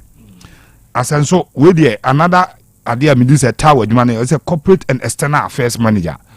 The external affairs make sure say better even the engagement akotokon partners benyana akoduru because akotokos external partners supporters groups ni bi ho him say Ghana anya no mo mbato what I say it yem mani nru ba bia o join for abu census na e ho ne behu utru kotokoni ye no enye so a circle member onye for abu census nemum oya circles ninti ekwoto aba akoyi circles pania or ho kwan so to aba ni bi there must be a benefit tied to saf abu census na ebemu bi afili that committed loyalty ni say or person joining the fabu census no imagine 500 supporters pay I will be at 10 cedis a month at the amakotoko. It will mean say 500 supporters will be at 500,000 supporters will be at 10 cedis 5 million a month. 5 million is 50 billion. 5 million a month. If you have 500,000 supporters will be at 10 cedis a month on the average 10 cedis a month. That is 5 million cedis a month. Okay. And that is 50 old billion. Yes, old currency. And says I'm not sure Kotoko will lack throughout the season. Some month be 50 billion eba Kotoko fabu census. They should do well and make sure that they yeah, that's winner no. Winner no for ene yeah Bible quotation and can't see the duty girls. Pacho utia me ball number no finish here with the details. Number pesi emfa usika no mfa so. Any edin ya boshe mumu no a ebeba 0256 okay 74 2620 0256 Mrs. Subim 0256 74 2620 okay acho wa eye wa no sa number kona na ode fa so bai no chat yes afi de my udin any mobile money number yemfa sika no mfa so ne yɛmfama okay yɛda say message yɛnhwɛ birthday wishes no na yɛnyɛ ho adwuma Eugene yanko are ready on okay or say happy birthday to Mercy Tweneboa from your friend Hannah and the entire family at Kiku Children's Home. Until Mercy Tweneboa and your birthday. Yeah, we show happy birthday. O friend Hannah and ebusuani na our more Kiku Children's Home. Almost say we show happy birthday. Okay. We also say happy birthday to Fanny Ousu Kakari aka Samira. Fanny Ousu Kakari aka Samira of Santasi New Site from your husband Ogede, former Kotoko under 20 player. And we say the wife Fanny Ousu Kakari aka Samira our Santasi New Site. Happy birthday. Na we free ya yenu Filippo. Yenu Filippo. Okay. Ono na de message we de aba. Nti Samira, yeah, we show happy birthday. The next one I'll say happy birthday to my brother Nana Amuakon from Deco of Boss FM. Nti Deco of Boss FM say we wishing brother Nana Amuakon happy birthday. Nana, yeah, we show happy birthday. The last but not the least, I'll say happy birthday to Tanko Barbosa Gabigor from Karim Benzema of Oforikrum. Tanko Barbosa Gabigor, and your birthday. Yeah, we show happy birthday. Say yes, Mr. Eugene Mwame, na menye adiwe quick and from Eugene. Bomodi anabuame, fameko sa beautiful design flyer na medemano na menye quick Amstead campus and nyame adoma Thursday and Friday ya be ya dia friend campus league and this Eugene bet me amame the flyer no for campus league na Feka on the sports and games secretary on ne nuaba friend Tiwa and so the sports and games treasurer under Dave Miles administration and nti Feka Atagofred and Tiwa Feka the sports and games secretary and sports and games treasurer Feka Abrante kama pa eti corporate games. So I said corporate game. The games are boy friend campus league, you know. Baso na campus league, you know. Awa any group will be at me register be. Ti hall it me register. Matese 3 halls in be represented. Sanso na table for no. I decided some so be represented. Matese security for no so ke come boom. And as a more even and associate team any test con bit my register. Afi se fra for se mamprusi for any group bia na mbeka mo abom so mo ye connected and departments kwanzo betimi aba te se mfa se social department I mean belongo e betimi aba sanso na AES Association of Economic Students almost betimi aba register any omo maka ni nyina and as betimi afom se bia gobe eaters on Amstead campus. Fantastic. Say what you say. As a Bazawara Association. Bazawara Association. Okay, very nice. Baby. Nyame aduma 24th to 25th July. Okay. Which is the preceding week enimia 24th and 25th. Then Thursday and Friday.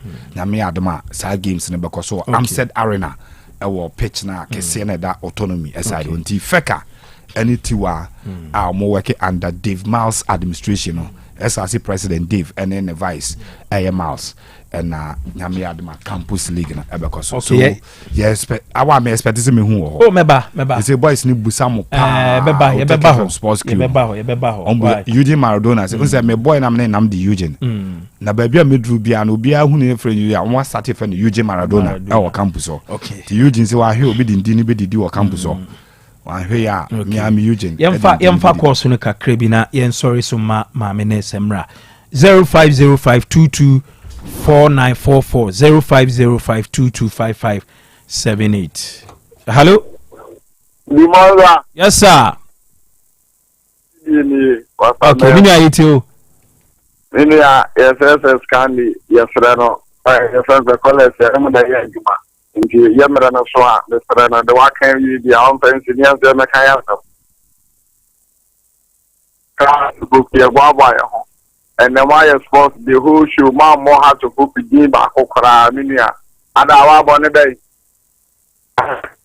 Okra Minia, I will be able to you team the Hosaka here. Your Wabaya, Yanam Sa, Minia future, almost 70 years and the do actually in a dry and was any job of my Sata here. India, I mean, you know. Okay, that's it. Your boy has it.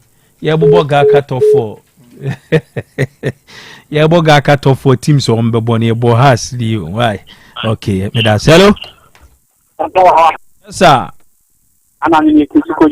Yeah, Anna need you. Yes, your mama, but about sporting the whole cowboy. I support as I tell you, some company, not a new feeling. It's about the joint about because quality is a quality. As is a kind of giving what I say. Because when I hear training, you know it's in my basket. And because last year was a prepare and the theater. Oh, the 222. The JC cabinet as the president of the town. Yeah, I'm here. As global Ram of Kaji to Gaman GB. Yeah, but they're going. And Jawan, there's a much the way of the travel, we should never get that. Now, why is probably to never come in Arabia? You have the fun and the okay, men so me da say my men fawe. Hello. Hello. Yes, sir. Good morning. Good morning. Yeah, no, but foreign players do saying as a club in Ghana, which may register my issue. Foreign players in the Opera Obetime register be name in a game. I was say name 5. Okay. Now, Potopona outside Africa, and the other young talents need to do that. Contributors in Nigeria, yeah, carrying in a more than China. To make you up to find a young best player without number 2 minutes. Back what to corner a big plan, not up to Macarella, more minutes come from the city man. Out the path of Malmo. Now they are second to more games. Same 1 season, 2 seasons, and then I am a child. Not to find out the Africa. Up to Tonama without the more to see the rubber. But the corner they winning profession for only a Muslim a business institution. You like that 5 players, really, almost. Actually, meanwhile, you pay them, you work them, you get nothing from that. But you have you can buy almost like the 5 machine. So, in terms of more thinking about selling players outside Africa, you have a form after you need low one and high.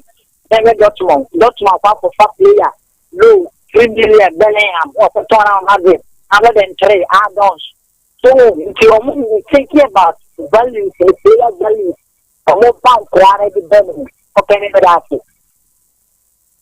Okay, men so me da CP mami mfa we hello.